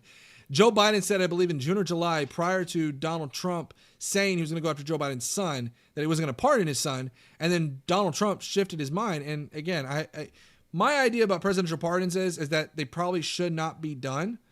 But given the circumstances, I think his pardons were, he's able to do it and he should be able to do that. Now, the question is whether or not I think it's a right or wrong pardon. I think that it was a justified pardon. Do I think that Donald Trump was allowed and legally allowed to pardon J6ers? Yes. I think he was allowed to. Do I think it was a good move? No. And I think, again, because of the fact that it shows how hypocritical the right is. They pardoned the J6ers, even though only a few years ago it was back to blue. Now it's no longer back to blue because they pardoned these individuals who were committing these crimes. And now they're trying to extend it even further. Question? Yes. Okay. I wanted to ask you if you would be releasing more granular data about the people who were sent to El Salvador this week, particularly... I don't know, you, Moon. I don't know. What's up, Moon? Considering the amount of lawfare done against Trump, you sound pot kettle black. Again, the problem is I'm only going by y'all's own rules. This is the problem is Trump said he was not going to, Trump got all upset about lawfare. But the moment Trump does lawfare, it's okay. I'm only playing by y'all's rules. Whether or not lawfare in and of itself, in my belief, is okay or not, I think it's not okay, period. But to you guys, y'all are wholly inconsistent about where you apply that lawfare. And the question, to be fair, is whether or not what happened for Donald Trump is or is not lawfare. That's a great question. But undeniably, in this case, it is very explicit, where at least with Donald Trump, there was a potential crime there. I don't see anything here that is really implying that there is a crime. Rather, it is Donald Trump viciously trying to go after these Democrats for nothing other than the fact that they investigated him. We saw, for example, Donald Trump, if you want to talk about corruption, Donald Trump's DOJ cutting Eric Adams a sweetheart deal and saying, hey, look, he's going to support us in this immigration ordeal. But that's not really, again, that's not constitutionally allowed. So it's crazy. Be releasing their names? I don't believe so because of the privacy concerns at this point in time. That doesn't mean we won't eventually. By the way, so she just asked if they would be releasing the names, I believe, of these individuals who were arrested, I believe. I would defer you to the Department of Homeland Security for more details on the individuals on the flights, but we have been incredibly transparent in giving you the breakdown. I like how she does this. She's like, I'm not going to release the names, but I've been incredibly transparent. No, you haven't. Of the numbers and also some of the crimes committed by these heinous. Do you think Donald Trump should have been convicted in paying blah, blah, blah, but Paula Jones got $850,000 of Steele dossier, got paid by campaign funds listed as lawyer fees? I don't know too much about the Steele dossier being paid by campaign funds. But as far as the Donald Trump being convicted of paying that person, it was a crime. I don't know the ins and outs of every little detail of that case. But from my understanding, there was an underlying crime that had to have been committed by the covering of this business expense. I think there was certainly a case there. And it seems like a jury of his peers also believed so as well. That's why we have a felon in chief right now. Criminals and individuals, kidnapping, sexual abuse of a child, robbery, aggravated assault on a police officer. I would remind everybody in this room that Tren de Aragua is a foreign terrorist organization operating within the United States of America because the previous administration allowed them to invade our country. These are monsters who torture. Administration did not allow them to do that to our country. Raped and murdered a 12-year-old Jocelyn Nungre. They murdered. Here they go again. She's doing it again. And watch what she's about to do. She's about to run off stage.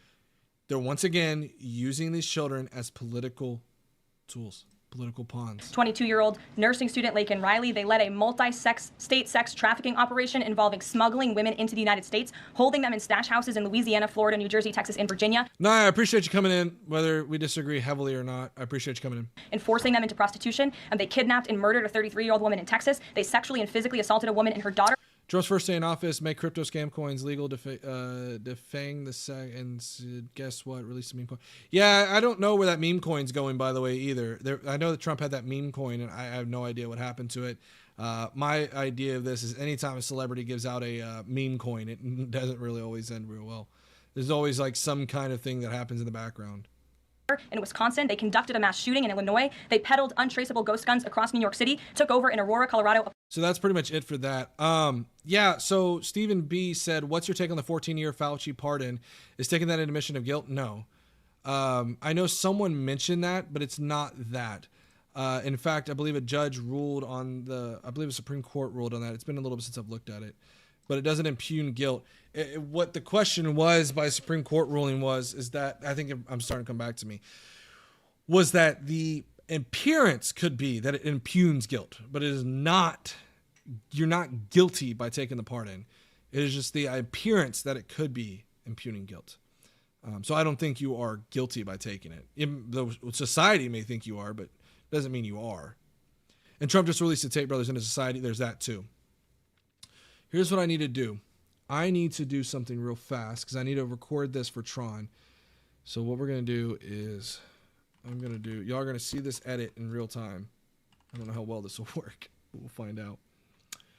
And y'all aren't going to see this because y'all are on the shorts, but I'm going to try to duplicate this scene. And I need to do, what the heck? What in the world? I need to do this edit. Why was the pardon necessary if you've nothing wrong? Because, again, Donald Trump was already saying he was going to go after these individuals. That's why. It's as simple as that. Let's do this.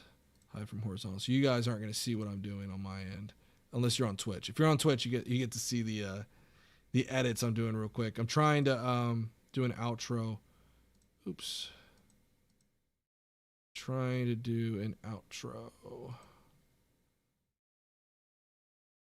for this real quick. Let's see. Video capture device. Don't know if I'm gonna be able to do it, but we'll try. So I gotta do this for Tron, and if I don't do it, I'm gonna freaking forget, and it's gonna drive me up a wall. Of course, it looks a little funny. There we go. All right, perfect. It's a little close up for you guys on Twitch, but just bear with me on this one. Yeah, it's probably gonna be about as good as it's gonna get. That's fine. All right. Anyone remember Al Franken? Trinity, do you have proof of the Tate brothers that the prosecution couldn't find? If they're innocent, they have nothing to worry about regardless. If they're innocent, yeah, except for the fact that they're going to have to spend tons and tons of dollars to go in and actually, take care of that. Oh, Tron, do you have proof of the... Oh, you're asking for Tron. Epstein just partied with... Yeah, that. Preemptive pardons have not been proven to be constitutionally sound. They do not work. What do you mean they do not work? Well, hey, guys, look, I'm going to start wrapping things up, but what I'm going to do is do an outro for Tron because my buddy needs this for the YouTube videos. So I'm going to try to back up a little bit while I do this. So Tron, I hope you can hear this. Hope the audio is good. Y'all are watching this in real time of me editing this, kind of, or giving a sound bite. So I hope it's good. Tron, let me know if this is good. By the way, guys, make sure you hit that like, subscribe, notification bell, okay? All right. Sound should be good. Let me check my audio levels. All right, that should be good. Cool. All right. So, how do we want me to do this, Tron? How do you want me to do this? You are the director, Tron. All right. I'm going to try to do an outro. Here we go. This is going to be recorded for all future live streams. Thank you so much. Oh, mess it up. Hold on. Thank you guys so much for watching this video. I hope you enjoyed the video. Please make sure you hit that like, subscribe, notification bell to get notified of all future videos. And I hope you watch the next video. Thank you so much.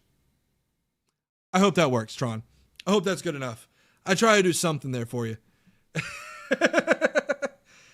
If I need to record it again, let me know and we'll snip it out a little bit or whatever. But hope that works. Listen, Moon, I don't know how to, I'm not a YouTuber, clearly.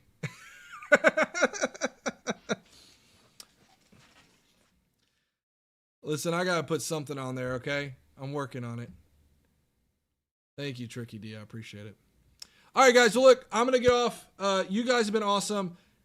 Please make sure you hit that like, subscribe, notification bell if you have not already. So that way you guys can be notified next time I go live. I will be live Wednesday and Friday. I will give one more take for Tron. You guys have a great night.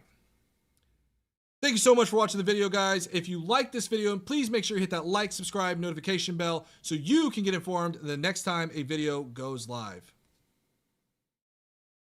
All right, thank you guys. Tron, you now have 2 edits. Hope it works. You guys have a great night. Make sure you hit that like, subscribe, notification bell. See you guys on Wednesday.